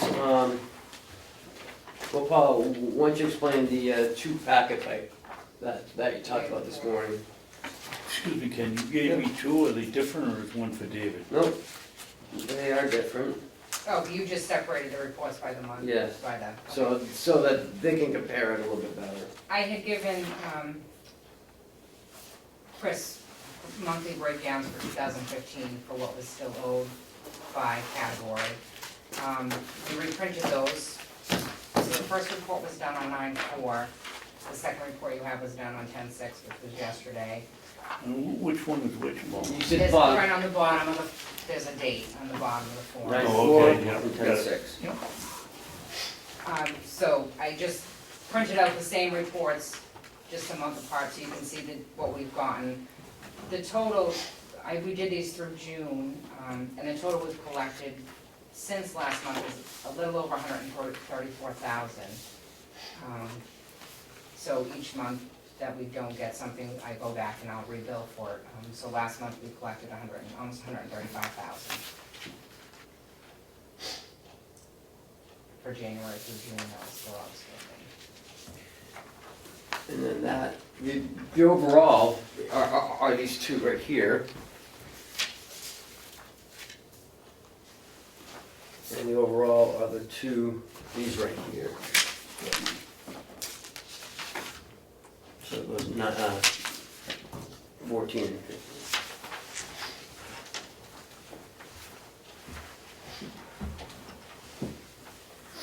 And when you say collected, how do you define that? Is it people that hadn't paid, or Well, is this that is just what broken we down by, filled out? this is broken down by insurance companies. If you look at the two different Right. Januaries, it's all broken down, so you can see, where we had collected money from what agency. But these Right down. aren't from the collectible pile, these are just ordinary billings, right? Yes, they're, I right, mean, they're, regular monthly bills. they're monthly billings, they're not Yes. the extra 1.5 million you're No, trying to this collect. is just 2015, that we're Yes. talking about right now is 2015. The one he's talking about is the 310. The 2014, that's 2014, so in the past, those reports are a week apart. So in the past week, I've collected 7,000, that was still owed on 2014. I Oh, okay. have a stack of adjustments that are in, that were sent in within the past month, that I'm waiting on for 2014. But the older ones that I think you're referring to, so far, from 2013 back, I've collected about $350,000. That's what I'm talking about. Yes, so far. Off the, And- what was the overall amount, 2 point? Well, they did 2.5, but then some of that was contractuals and some of that was a write-off, which I have given those figures to the auditors. So what was left, I wanna say, was 1.6 or something like that. And so we've collected roughly 350,000 of that. So now you're down to 1.3. So yeah, so we're still working, those are still a work in progress, Good job. so.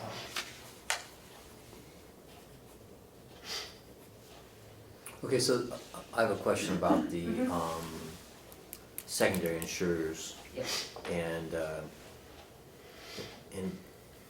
are they primarily, what's the residual of what's left over from the Medicare? correct. So it's not that you've billed them, you're still waiting for Medicare to pay before they get technically billed, is that what's going Some could on? be that, or some, Could be in like Bankers process. for one it doesn't automatically cross over. Like Blue Cross, Medicare will pay and then Blue Cross just pays. I don't have to submit anything to Blue Cross, on a regular basis, there's only like 2 I think I have to. Bankers, I always have to redo, I have to send a copy of the remittance advice that I get from Medicare, plus a copy of the bill that was originally sent to Medicare. So those are all paper ones that flow after. And if they don't get paid, sometimes they don't get paid the first time, they'll kick back and then I'll have to resubmit them. Okay. What about the private? Private also includes, what you need to remember with private is also includes my pending Medicaid people. All people that come in, unless they're officially opened on Medicaid, if they've had an appointment with Medicaid, but I haven't heard that they're officially gotten their Medicaid, they go in as private Mhm. until I know they've gotten Medicaid. That way those families still get a bill and they'll know what's expected. If for some reason Medicaid says we're not paying, they have a copy of what's gonna be owed to the nursing home. So once they go in as Medicaid in the system, it backs out the private and throws them back up into the Medicaid category. And how long can you wait for that? How long? Sometimes up to a year. Compared to other counties, we do very well. I We mean, don't have I hear many. people lamenting, having 20 people with 6 months pending. Yeah, we don't have 20 people, I probably have 5, 6, 7, but when you talk 7 people times $10,000 for 1 month, there's $70,000 Mhm. that you're waiting for. And if they hold out for 6 months, that's 70,000 times 6 months. That's showing up as owed. Can you talk a little bit, explain to them about the 5-year look back and the penalties? Yes, Medicaid has what's called a 5-year look back, it used to be 3, so when someone goes for an appointment with Medicaid, Medicaid requests bank statements from 5 years. And then what they do is they review those, and if there's any large checks that were written out, they wanna see who they were written to and what they were for. If for any reason a family member gave somebody $10,000, it's not allowed. So within those 5 years, even though you didn't think anything was gonna happen to you 4 years ago and you gave your son or daughter $10,000 because you wanted to give them some money, they'll give them a penalty period, which means that they won't pay for the nursing home. They'll say, all right, you could have used that $10,000 for the nursing home for 2 Medicaid months. So you're earning a 2-month penalty where nobody pays. And they're already at the nursing home, but there's no money left.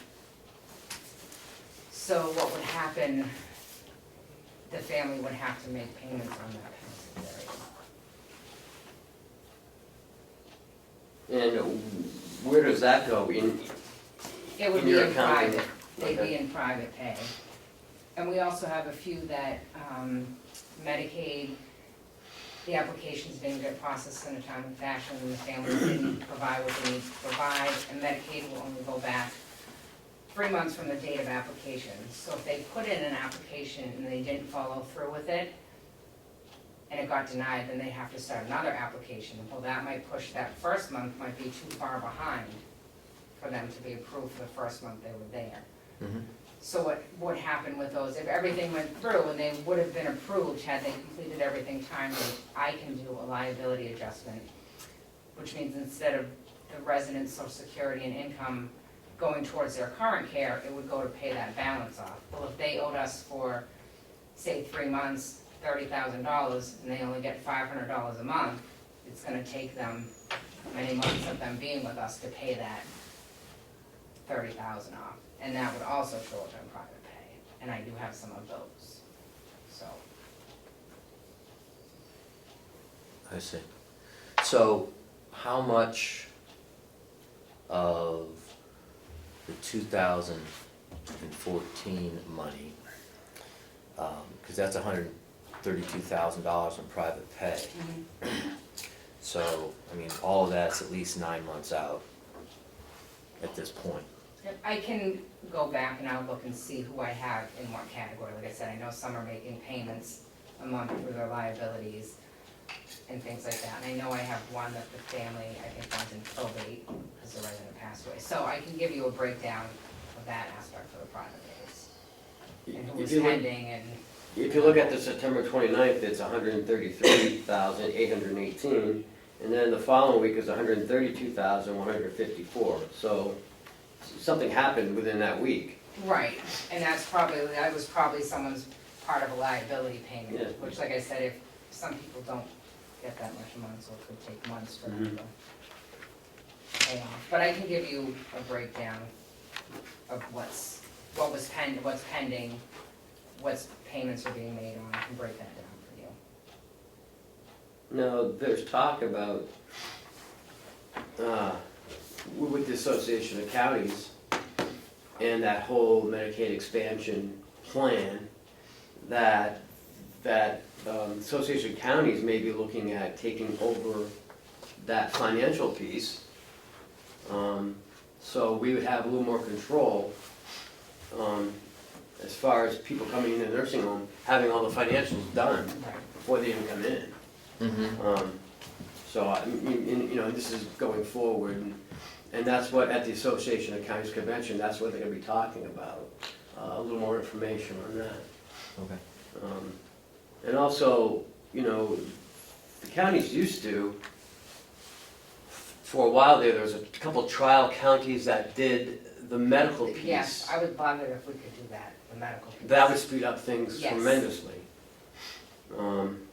Where, but then the state took it over and now they're so backlogged. That's what holds up most of my pendings is the medical piece. They have to be approved financially and medically. And until they're both approved in the system, it can't officially be opened. And medical's been taking a How long? time. I think I still have one back to February. So, I think the state has one nurse doing it. I mean, I think For the whole I think state. it's a person that does those medical certifications. that's the Karen biggest- Calden? Yes, Karen Coleman. I mean, that's a lot. Well, I see two things that come to mind off the top of my head, is that, one, that we have monies that are listed here in private that are overstated, because we really do plan on collecting, not the private rate, but we're actually planning on collecting the Medicaid rate on those numbers, is that If correct? they're financially approved. If they're yeah. approved. Yes, So if they're approved, even this $132,000, that was kind of my line of questioning, is, well, how much of that is really gonna be Medicaid, and how much of it is really gonna be private pay right, at because if that? all those were pending, we'd get about half that, Correct, right. yes. Paula, could would it be difficult to reclassify that as Medicaid pending separate from the private? Yeah, I To can create a see separate it, yes, if category? NTT can put in another plan as Medicaid pending. I guess the theory is, we send the families a private bill stating if you're not approved, this is what's owed. So if I take them out of that private category, it's not gonna spit that bill out for them. And most county nursing homes do it that way. It ultimately protects the best interest, because then you've at least submitted the bill, even if we don't get paid. And then we do it as an adjustment. Right, when I go back in the system and I put them in as Medicaid, the system recalculates everything automatically, so. Okay.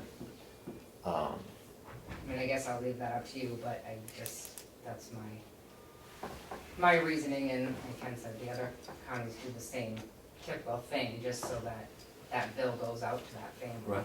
No, I can definitely see the advantage of having the bills sent out. Why was your suggestion to do it another way, Chris? To make the private pay look more accurate? Right, Correct, just to get an idea of what is indeed money that we expect to be paid as private pay versus what money we expect to be paid as Medicaid, but is really overstated as private pay. right. Because we're only gonna get about half that number. So, I say thought we came up with one of the charts that was about a third, not a half.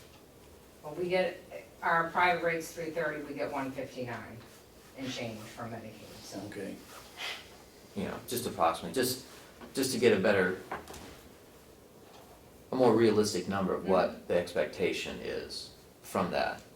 And then secondly, I would be curious to see, I think as you were alluding to, was what we do to assure payment should Medicaid not pay.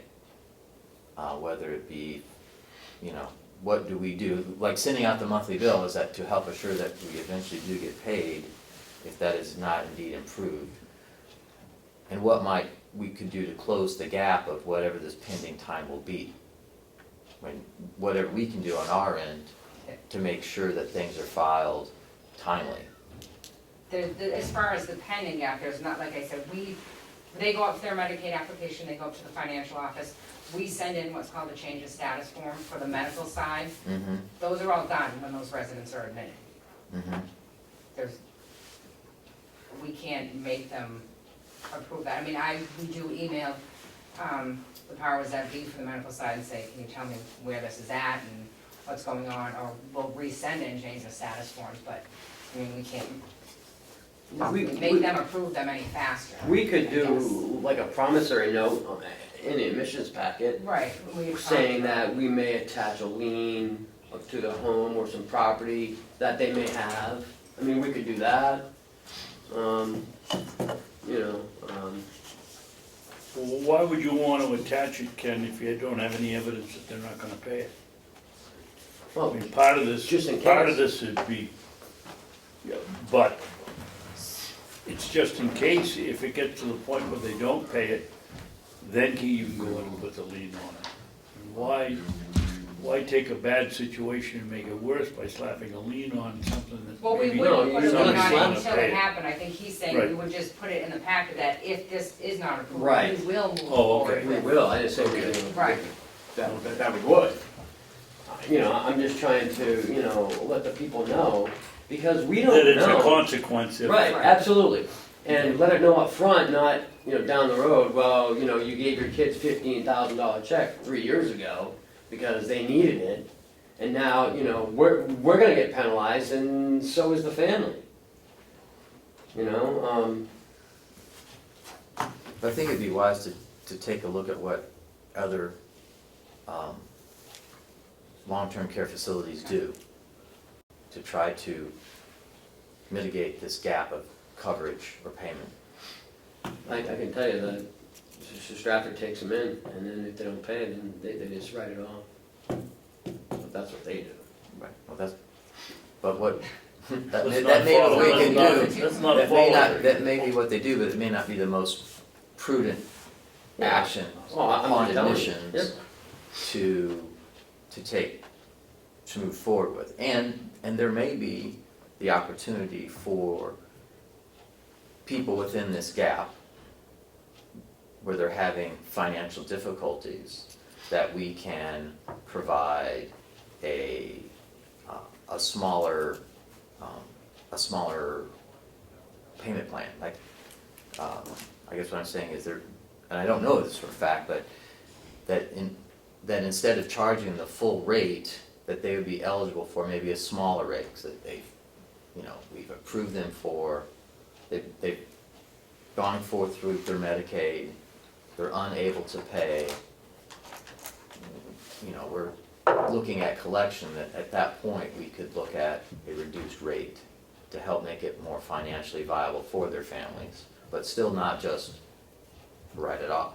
Well, then I would, Or take away whatever is, to do something that's more reasonable perhaps under the circumstance. Well, I Every would- circumstance is unique. yeah, well, and if we anticipated on taking them in as Medicaid and thought that that's what we were gonna get paid, if for some reason didn't happen, maybe we could just default to that rate.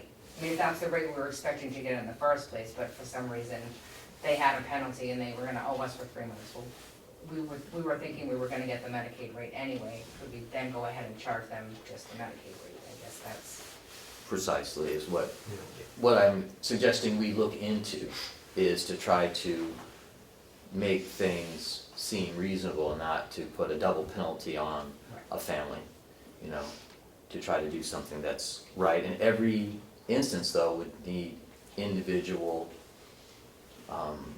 investigation. Certain families have lots and lots of money, other families don't.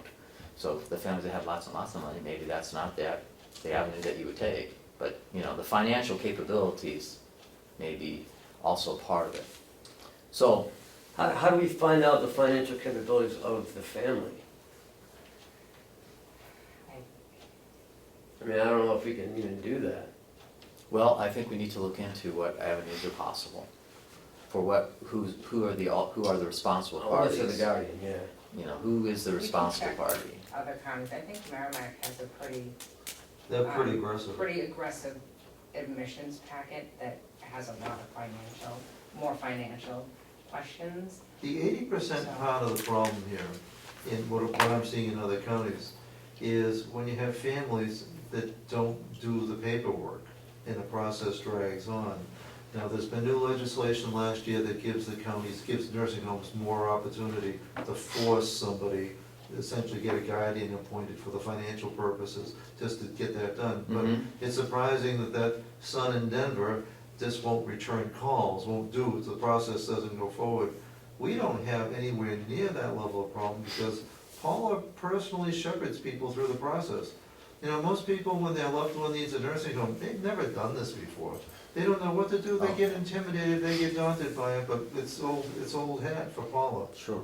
And she gets them through the process. So our Medicaid pending is, if it's not the lowest, it's gotta be one of the lowest in I've gone the up state. for appointment, yeah, I've gone up and done appointments for families myself and gotten bank statements for residents myself, just because it had to be done. So, Okay. All right, well, I'm sure you're doing a great job. I'm just, you know, what can we do to do better and what can we find out that other facilities are doing to make sure that this gap, we're doing everything we can from our end to keep that gap closer, as close as possible, because it is a significant number. You know, it's a third of what is on 2014 sheet, it's 1/3 of what we're owed. And it's over 9 months out, so it sounds to me like a majority of those are over the typical time it would take for someone to be approved if it's over, because, you know, these from 2014 I'm talking about. Right. You know, typically 9 months, the expectation would be that those would be paid, or whatever wasn't paid, you know, that would be written off of private pay, do you see what I mean? And it would be into the Medicaid, that processing would be done at this point for most of that number. Through that regular trial, so it seems like that number represents a big share of it's gonna represent something that's beyond the norm, something that is more difficult. So it may be interesting that if, you know, we need something to help the people to be motivated to come in and get their paperwork done. I think You know, Paula to- does that part, is getting the state motivated to act on it. That's a tougher one, getting those medical qualifications faster. That's the part where we have influence, but don't have control.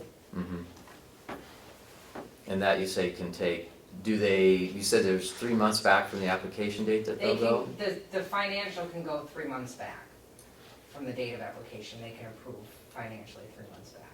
And then medically, they'll approve from the date you need the Medicaid for, so you could just put a date on the form.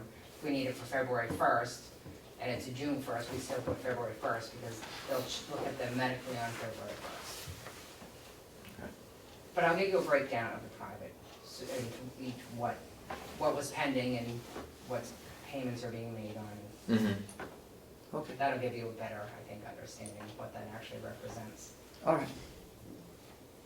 Why is Medicaid A and B so high? Medicare, Yeah, for which year are you looking at? 2014. 2014? Well, it's the same amount. I don't even think I brought those over. Oh, Just ones that we haven't been paid for yet, and those have all been resubmitted, and then they'll be looked at again this month for what's left. what does PPS mean? Skilled.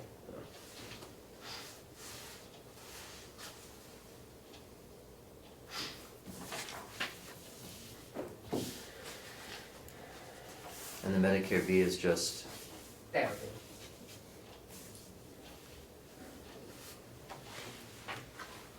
Anything else?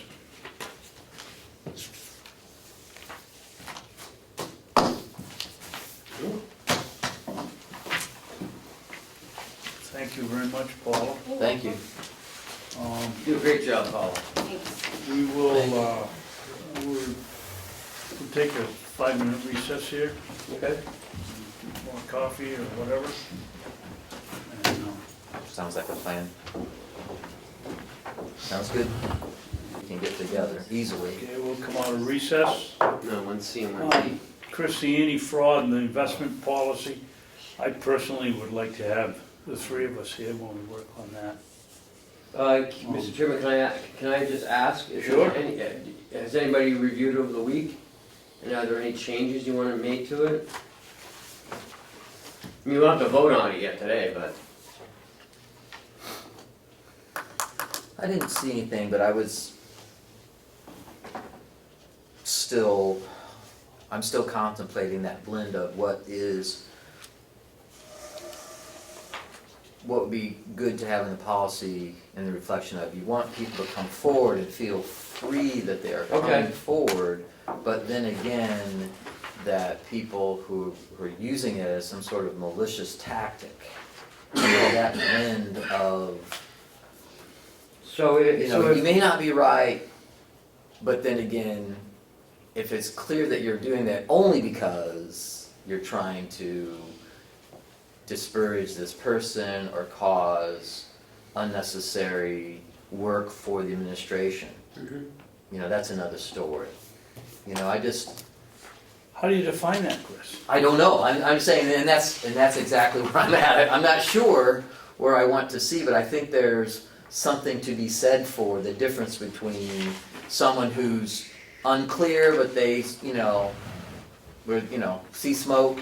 But they want to bring it forward. But you want people to feel free, they should bring something forward when they have suspicion, but then on the other hand, you don't want people bring things forward as a method of causing disruption to either the person they're accusing or just to the administrative staff of the complex. So I'm still kind of struggling with what is the right way to handle that, or maybe it is covered under some other part of our policy. Okay, so if I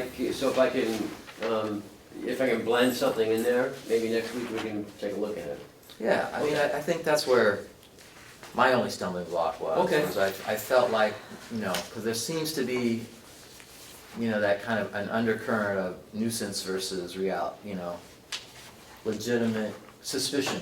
You know, there's a difference between legitimate suspicion and causing nuisance issues. Okay. Okay, then we'll hold off on that. Let's take a look at the third quarter. This is a new report that we've gotten, thank you very much, Ken. Welcome. Is this your work, or is this our new Oh, it's actually, physical managers? Ms. finance Armstrong. miss? Ms. Armstrong, Ms. Armstrong okay. does these, and she does a good job. You did an excellent job.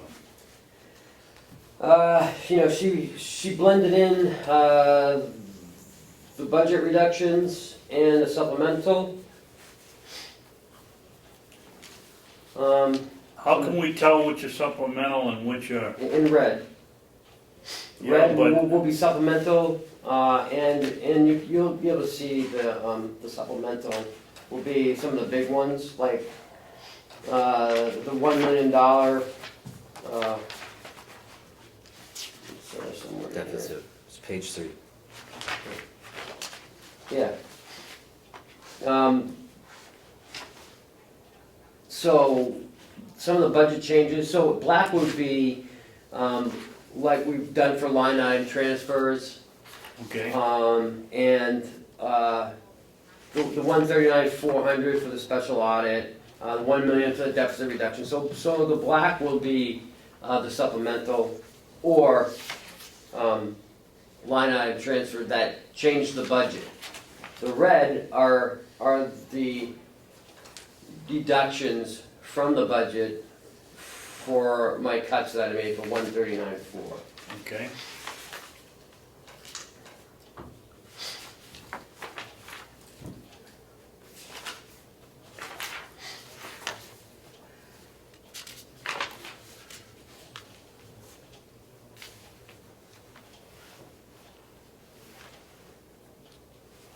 So black is line item transfers, and red is supplementary additions or subtractions. Yes.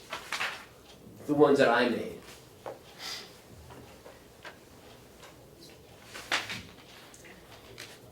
And I have 5 line item transfers today for you.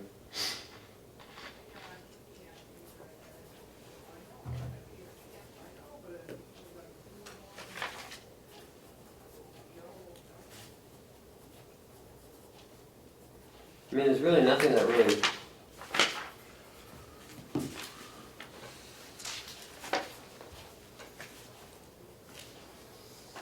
That looks awful.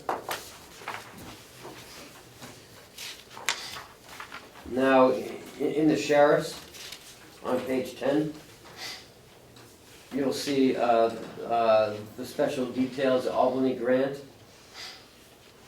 You'll see there's a negative $8,900. Now that's offset by revenue from the town of Albany coming in to pay for those to pay for those details.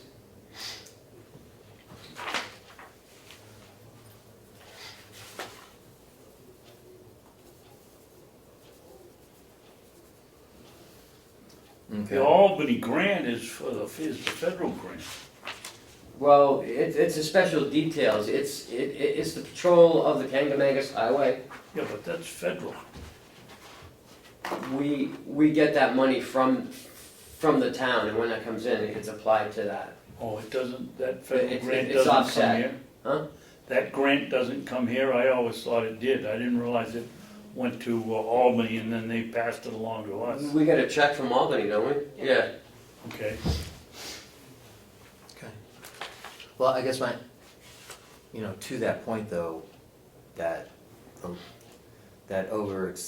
technically, we need to, Yeah, they're making a journal entry to that to change that, I think. What is your question, Chris?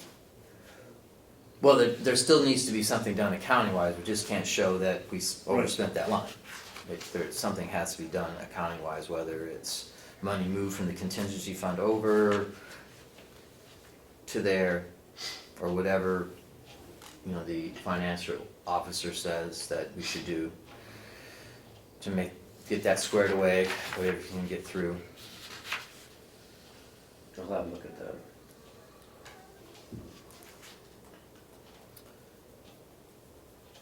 So no department heads, have you reviewed this with the department heads? No, not yet. I have a meeting with them in a couple of weeks. But they'll have a copy.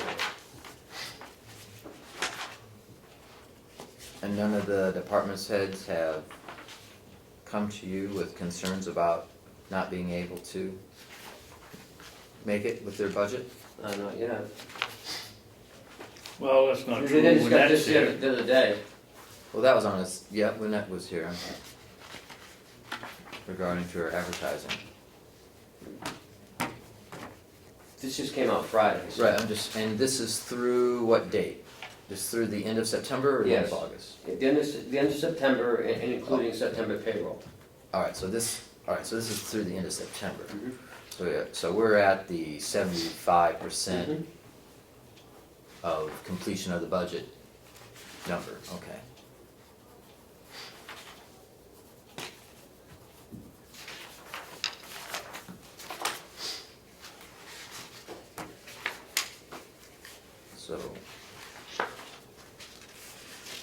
So nothing has really jumped out at you. Have you had a chance to review it, or are we just, I reviewed it really quickly, and some of these, like on page 21, the maintenance and repair, it's over expended $640. Should be doing a line item transfer today.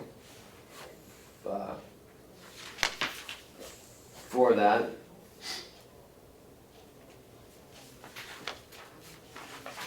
so you meet with the department heads weekly, bi-weekly, Monthly. monthly? Ken, if we're gonna begin to get these sooner than later, usually it's been 3 weeks before they close the month. This is supposedly through the end of September, and here we are on the 7th, so that's pretty good. Why don't you move the department heads' meetings up, at least in the last quarter, to closer to the completion date of the new sheet? Give us a little more, I mean, it might only be 3 or 4 days, but give us a little more leeway. I could do that. I just had a meeting though, last week. Yeah, but they all love you, you can give them all. It's hard getting them all here at one time. Well, that'd be another good reason to start earlier. Okay. And I guess my question is, what has changed that we've gotten this thing in by October 7th, and it used to be months before we got them? I want to see it at the end of every month. I look at it at the end of every month. Well, I guess I my think you're next referring question more to would the be, time lag. Like, I guess my next question would be, for years, it's been, Chris can tell you, we've been operating months or 2 months behind on saying that the month doesn't close until Well, 2 or I don't 3 or have 4 revenue. weeks. I don't have revenue. So if you, No, but you've got expenses here, and this is the 7th, so what we've been hearing over these years, that you couldn't get it done until 2 or 3 weeks into the end of the quarter because you didn't have the I don't know who you're expenses. asking. Now we've got it in 7 days. I think it's wonderful, but I don't see how it happened so oh, fast. here it is, general fund, right. Okay, I there's just- another.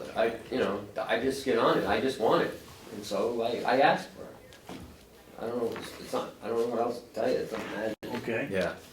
So Well, we're apparently, glad you're asking.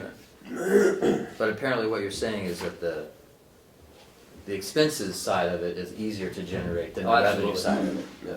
And, what we truly need is the fiber optics to connect these two buildings. But if we look at page 21, where we look at the general fund expenditures, that total expenditure seems to be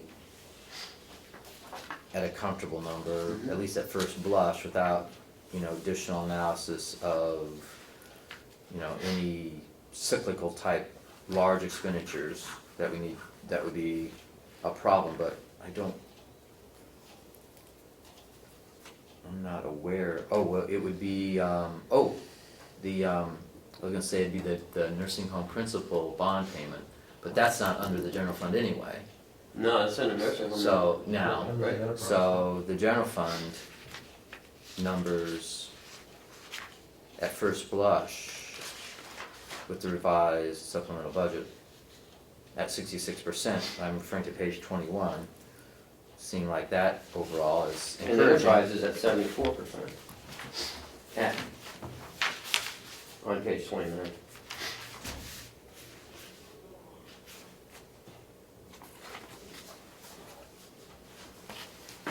Enterprise is at 74%. Now, does that include, though, that doesn't include, Yeah. those payments, Yeah, they're already paid. are they? Oh, I'm sorry, I looked at the wrong column, I looked at the wrong column, I looked at the budget changes column, so it's zeros. Oh. Oh, great, okay, so year to date, they have been expended now, Mhm. and we're still at 74%. Okay, well, that's, at least in comparison to the supplemental budget, that all looks like we're in really good shape, expense-wise. Very good. Well, so I guess my next question would be, do you meet with the department heads individually, weekly, or? No, as a group. And, this is my first, end of my first quarter being here, so, like, in August, with everything that was happening, Sure. I would review it and, almost weekly, because I need to know where we were, especially when they shut it down. So if I saw anything out of whack, I would get with that department head to find out what was going on. And so this is, I've been here going into the third month, I'm feeling more comfortable. This is my first ending real quarter that I've ended. I think as we move forward, I will set this up differently and meet with them right after it comes out, before before I give it to you. And I would meet with them as a group unless something was at 110% in its third quarter. Then I have a question, hey, why, Right. Okay. Just seems like it may behoove you to try to meet with the department heads on a weekly basis, though, individually, even if it's just for a short 1 hour meeting. I mean, I know I see Ken multiple times a week, Mm. so it's not, I think Ken's talking about formal meetings, but the informal meetings are measured by over a dozen, so. Sure. I concur with that. I don't wanna meet with them just to meet with them, if I have issues, then I'll meet with them, but. The next thing we have is line item transfer. Yep, and that's what we're doing. So all the red you see in there are all here. So let's start with maintenance and repair. That's at the Mountain View Nursing Home with the boilers. Now remember, in March, we had an unexpected repair of the boilers. Yeah, Commissioner Babson, you remember that? yeah, why is it just coming now? No. I thought I put one of these in a long time ago. Yeah, we've already done that, but now because of that repair, now we had to change the oil or something in the boilers. It was a service. The scheduled service is now gonna put us over, it's only $640, Oh, okay. but because of that prior issue, Yep, now we're over in the scheduled service. We, So we're gonna be taking out of, right here. right? The annex is this one. Bob wants to take it out of the plant operations, which is 150,081 for $640. Okay, so he's basically just transferring it from within. Well, sort of. Remember, the annex heats the nursing home. So it still falls under his budget.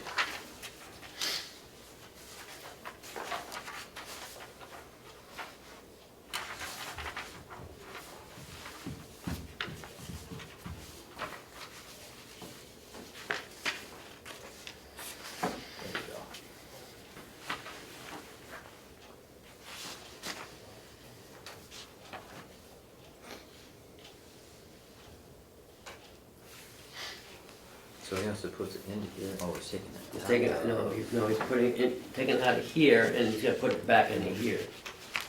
But he's just taking the money out of the nursing home maintenance. Oh, 81, building repair maintenance, gotcha. Okay. So he's basically taking it out of the repairs fund of the actual Nursing home. new nursing home building and Going to transferring it Lowe's. over. and. And as you stated, that was basically for repairs on something that heats the new building. Right. Okay. Radiology, we were here a couple weeks ago on that one. We got another one. Okay. So it says radiology skilled. Skilled. So now is this a situation where where the overage is a good thing? No, this isn't. Nope. When a skilled resident comes in, we own all their medical care. Okay, And sometimes that involves an MRI or a CAT scan that we end up having to pay for in order to capture the daily rate. It isn't typical, it isn't usual, and it's almost impossible to budget for.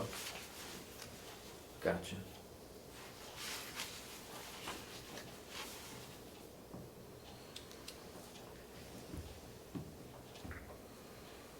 Is there a way to have any anticipated need between now and the end of the year? Absolutely none, it's all tied to the resident that hasn't shown up. The reasonable expectation would be that it's gonna be zero going forward.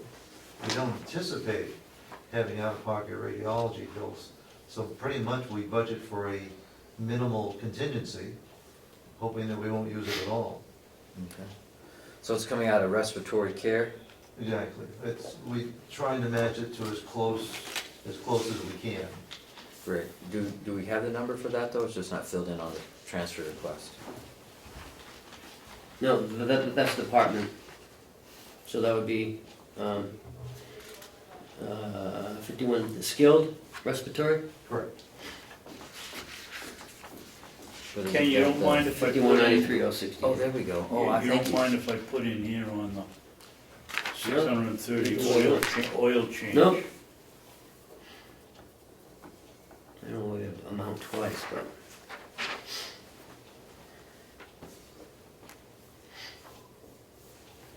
Okay, great.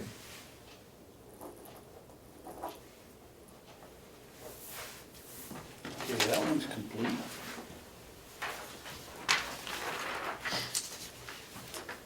You already signed that one. I know, I was just gonna throw in the date for Oh. it, but I wanna make sure I put the right one. Today's the 7th. There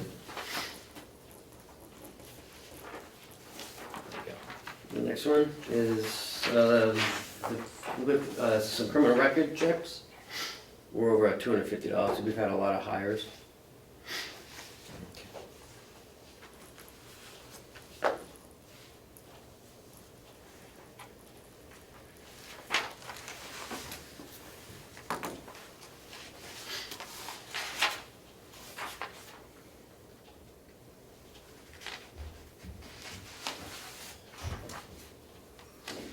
And the next one is, it's our medical waste services contract, Stericycle.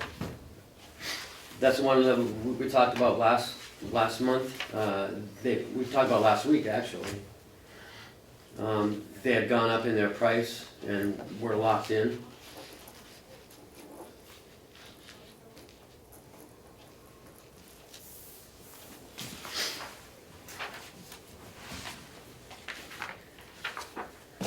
This is for the audit, the Ron Bolio audit, and here's the backup for it.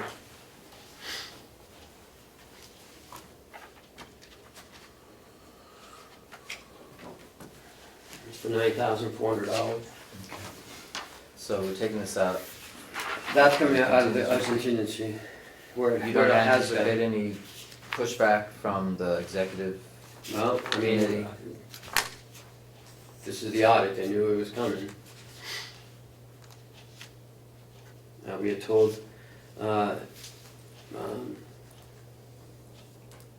Commissioner Miller had told them back in July it would be about $45,000. And right now, I think we're at 32.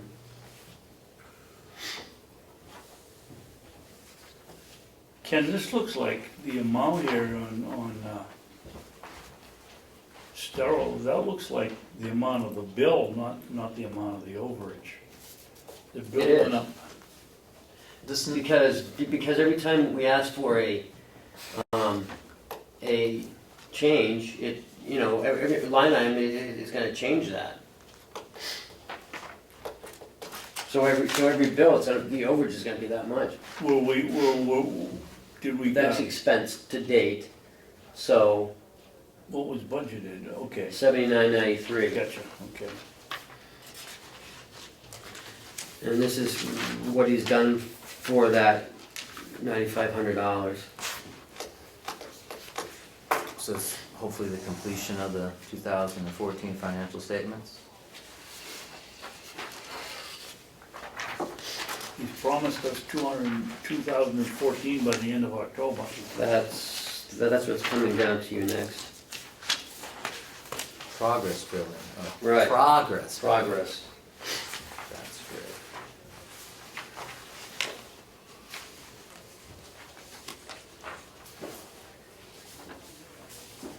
Okay. All right, so I just have a question regarding, I thought I heard people say that the monies for the audits were encumbered. Oh, yeah, but we've already paid for those. I was like, for 20, and I gave you a report of that.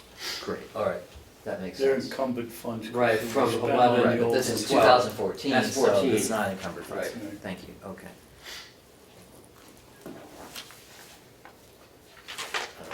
For first time I ever said thank you to spend I $9,400. know. Thank you.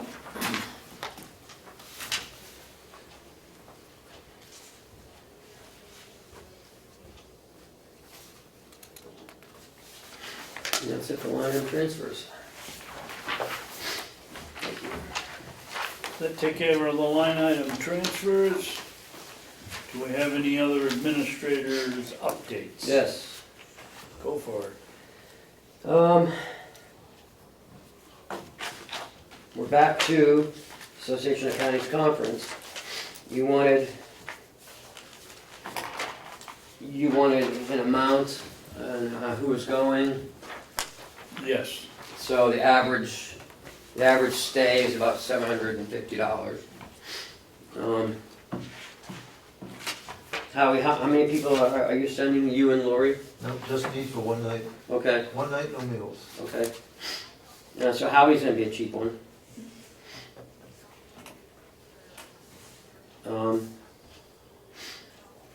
Lori So- might later choose to go one or two, she and maybe one or two of her staff might go up for a day program, Okay, but not full Okay. conference and not overnight. so that's, Juanette is going up for 2 days, Debbie's going up for 1 session in the meal, and she's coming back, she's not staying over. Well, what's the total we're estimating here? Well, Jason's about $1,000, Juanette's $789, I'm about $750. The only thing missing from here is mileage. That's gonna come out of that comes out of their travel. I mean, I'm not You gotta sure. travel, but it's still part of the expense of going to this conference. So what's mileage? About 100 miles maybe? From 130? from here to Mount Washington, I'm guessing it's 60 to Bartlett and probably another 20 after that, probably 80, Okay, so we're on with 160 times 50, $40 a head. 7.5. So it's about $92. So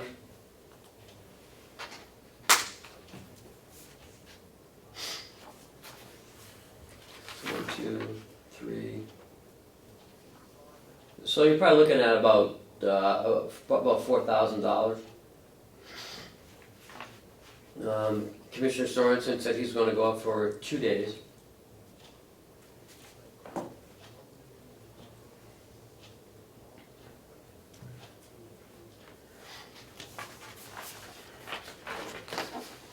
Can I keep this, Ken? Yeah, that's yours.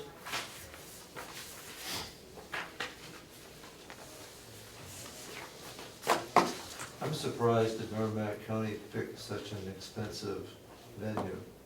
I think the whole thing is, you know, we've got two issues here, Howie. Number one, we're in a tight financial crunch. And number two, you don't need to hold training sessions here in these conferences. You don't need to go to a place that's gonna charge $35 for a breakfast, which probably isn't worth $2. It's just crazy, $75 or something like that for supper.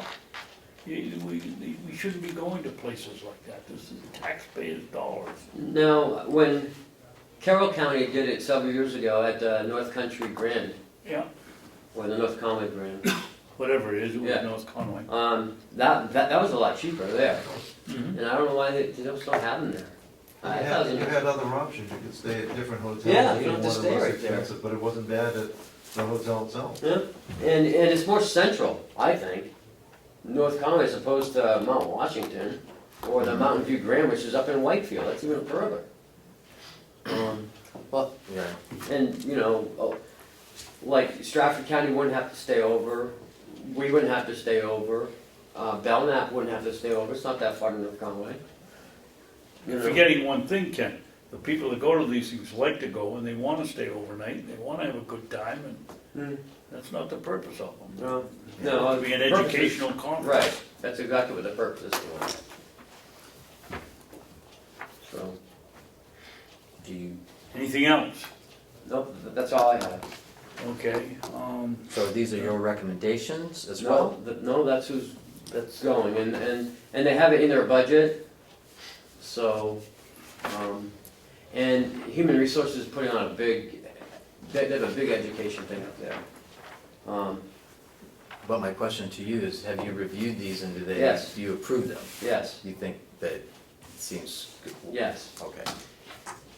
So Commissioner Babson, do you think it's worthwhile for the Board of Commissioners to send a letter to the Association of Counties asking them why If they would pick a if the venues three- where the expenses I would. were so high when the objective should be for education, and it seems like the I price. have no problem writing it, but if it's gonna be a 2-to-1 vote that you and David don't think the letter should go, then no, but if you agree with me, I think we ought to at least, Can we diary that for next week and when David comes back, just so he can yeah. have his input, just because I think the vote might be 2-to-1, but he might be the dissenting vote. For what? Just sending them a Send a letter, letter? to send a letter voicing our opinion that it appears that the amount of monies that are charged seems to be higher than what was in the past, and, I think they're exorbitant. well, I'm trying to be nice, for what, For $33, you can buy a dinner for $33, not a breakfast. yeah, $7 for breakfast, I would seem reasonable. yeah. So Or then, even $12. right, I mean, if that's what we take most umbrage with, is the relative cost based on what is being provided, I think that would make sense. Well, I guess and- other things, Chris, we pay them, I think the last bill I paid for was like $10,000 to belong to this organization, and then to have a conference registration to go is $175.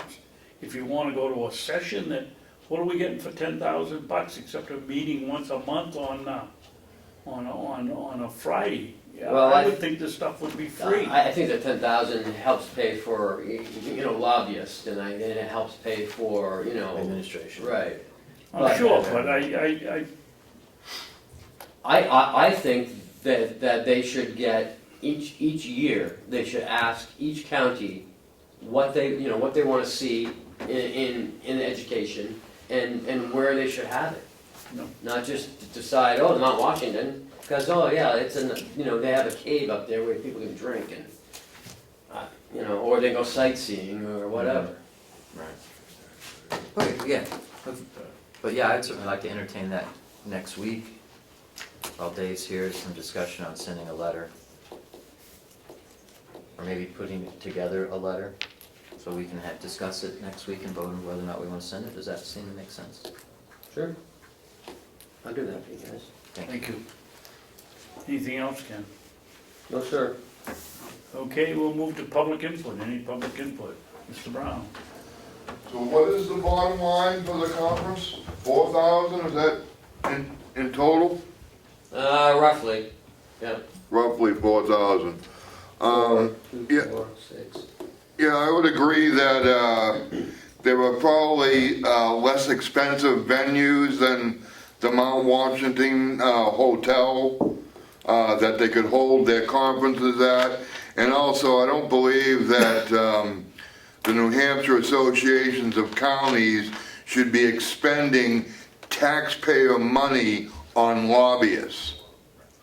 I think that's a direct conflict between spending taxpayer money to lobby the legislature to get basically more money out of the taxpayers. So I don't think that's a very efficient use of taxpayer money to spend on lobbyists. The other thing is there a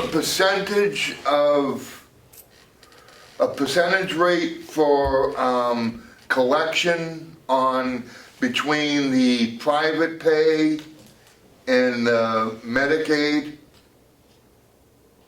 What do you mean, Steve? Where What- we actually bill out, let's just hypothetically say for Medicaid, $1,000 and we get in 206. You're asking if there's the same type of markdown on that period in between? No, okay, so let's say 1,200. Okay. Is there a percentage rate of collection for that $800? between when the waiting time or the penalty for when, between the private pay and the Medicaid? What happens now during that, if there is a penalty, which doesn't happen often, the resident or their family is responsible. So if they inappropriately, as deemed by Medicaid, spent too much money, they might be subject to being billed by us for 2 months or 3 months. He is right. And that's what I'm talking, is there a percentage rate for collection of that 2 or 3 month period? No, we charge them the full amount. But do we, what's the percentage rate of actually collecting it? Because really, if it gets down to it, Oh, okay, gotcha. the family really isn't legally, the family wouldn't really be legally obligated to pay the bill for their family member, would they? Well, If there's no money there? if the money had been transferred to them inappropriately Within the last 5 over years? the last 5, and that's the only time that there's a penalty period. So it only and it happens innocently sometimes. Somebody 4 years ago transfers the camp to the family. Well, that disqualifies them from Medicaid for a number of months. The families almost always, they agree that it's their responsibility, and they pay us for those 4 months. So the percentage rate of collection for anything less than 5 years is pretty high? Well, it is because, quite frankly, we have the ultimate collateral. There are only 2 reasons that you can transfer somebody out of a nursing home, and lack of payment is one of them. So we don't really have a collection problem, and our true private pays are never an issue. We don't have any collection issue there at all. We sometimes have delays, but we always recover 100%. So anything less than 5 years, you're most likely apt to be able to collect those few months, but anything over 5 years, you would not, correct? We wouldn't have any knowledge of anything older. You don't have to, over the that. look back period's 5 years, so if it's over 5 years, Steve, it doesn't make any difference. 4 years, 364 days, you can't give away anything. 304 years, 5 years, 1 day, you can give it away you want up to what's acceptable by the IRS on a gift. And they have already taken any real estate within that 5 year period? Well, that's considered one of the transactions that's evaluated. So they'll look at any transfers of cash or real estate or property. So if there is in fact real estate there, then you would be able to say, put a lien on that real estate? If the family didn't pay us, and so we had an outstanding bill, we reserve the right to attach a lien. Unless the spouse is living in the house. Right. But if they're not, would you, and how long would you wait to say, if there was a piece of real estate, how long would you wait before you actually put a lien on the property? Well, we looked to legal counsel for that, Yeah. but I know what other counties do, they attach the lien, even if there's a spouse in it, so that at such time when it is sold, Right, it has to settle up. right, because if you didn't put the lien, could someone try to go and sell the piece of real estate before you put the lien on it? We have not in the last 4 years had to, and I don't know how long before that, but in the last 4 years, we've not had to do even look at liens. Other counties have, but we haven't. And of the $2.1 million deficit for the end of the year, is that with or without factoring in the supplemental budget? That's without the supplemental budget, but it includes the principal and interest payments, the bond payments.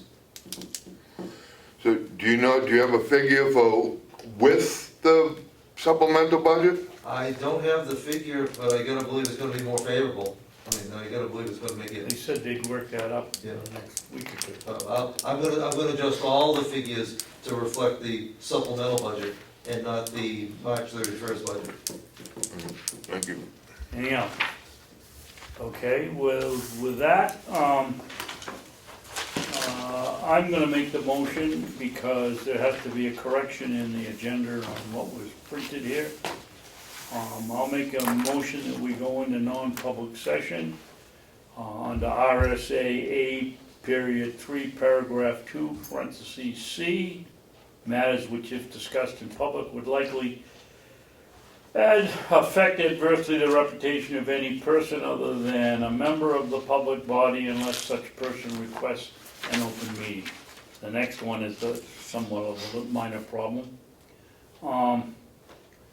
Under RS, we also be in non-public session 2, under RSA 91-A.3, paragraph 2, parentheses E, which is consideration of negotiation or pending claims of litigation which has been threatened in writing or filed against the public body or any subdivision thereof, or against any member thereof because of his or her membership therein, until the claim or litigation has been fully adjudicated and otherwise settled.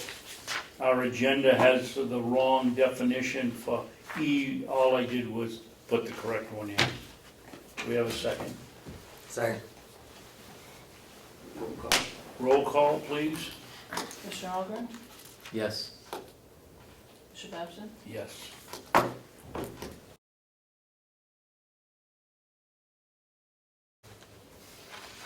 All right, so I'd like. Okay, we're back into public session. Thank you, John, for waiting. The next order of business, we'll take care of the minutes, sealing the minutes for the. Good. Acting Chairman, I'd like to make the motion to seal the minutes from our non-public session on October 7th For session 1, 2, and 3. for both, or all sessions 1, 2, and 3, Under, under the fact that it may affect adversely the reputation of any person other than a member of this board. I'll second it. I'd like to take a roll call. I like roll calls. Commissioner Ahlgren? Yes. Commissioner Babson? Yes. John, we have one more thing. We had one more transfer that we didn't take care of, that we'll take care of now before we adjourn. I have a funding transfer. We told you there wasn't anything else. He found another slip of paper for a transfer. So you're going back to non-public? No. No, Just letting you know. Public. We're just, We said we weren't Full gonna do disclosure. anything. We get one more to do. another little order of No business. Okay, so this was. So this is coming out of, it's Oh, right. coming from, this going into other fees and services. Did I have that right, or did I do it backwards? It's coming out of the secretary line. No, it's gonna go in, it's coming out of secretary line, going into that one.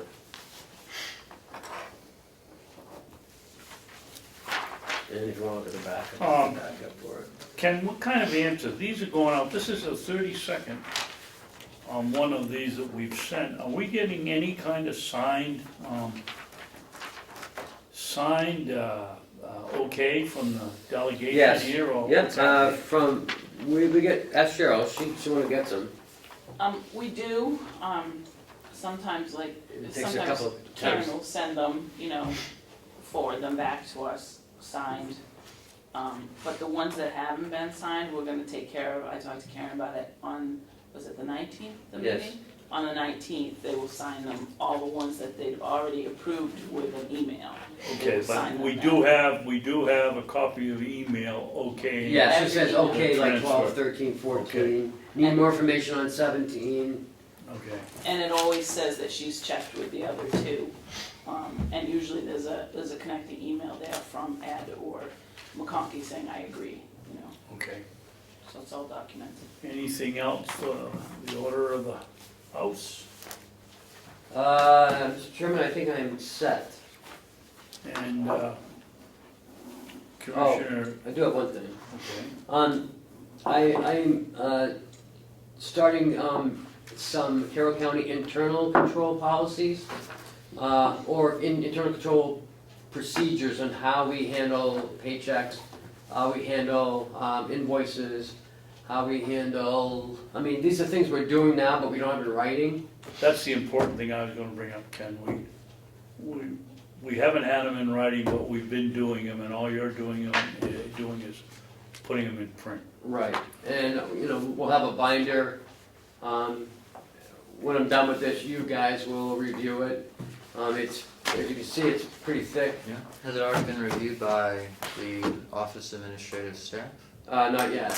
I gave it to Chuck, though. Chuck is reviewing it. Great.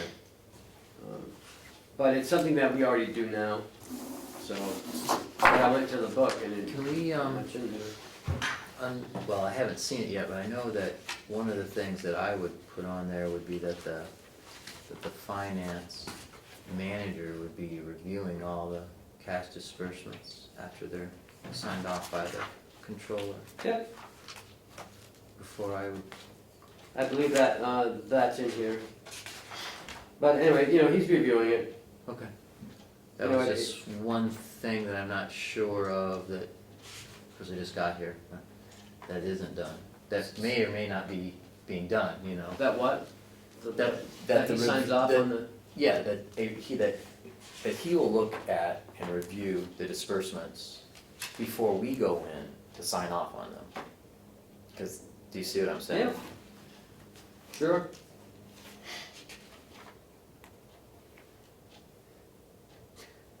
Right now, the finance department will be responsible for the processing of the account payable check. Each staff member will be required to log in, see this. Yeah, I'll work with Chuck on this and make sure that, you know, he identifies the things he needs to do, and then, I'll review it again, because he has to make changes. Right. And then, he'll make the changes, give it back to me, and then I'll give it to you guys for a couple weeks to look at, because it's thick, and, you know, just so we're all on board and that everything flows the same way. Because I'm used to having the commissioners and the treasurer sign all the paychecks in Stratford, that's what they do. But here, just the treasurer does it, and the commissioners sign all the APs, so. So it's a learning process for me too. Anything else? No, sir, that's it. Mr. Assistant, If the assistant Vice to the assistant? Chairman, today, we want to make a motion to adjourn? Yes, I'd like to bring forth the motion to adjourn the commissioners' meeting. I will second it. Any discussion? All in favor, say aye. Aye. Aye. All opposed? Oh, jeez. We're done.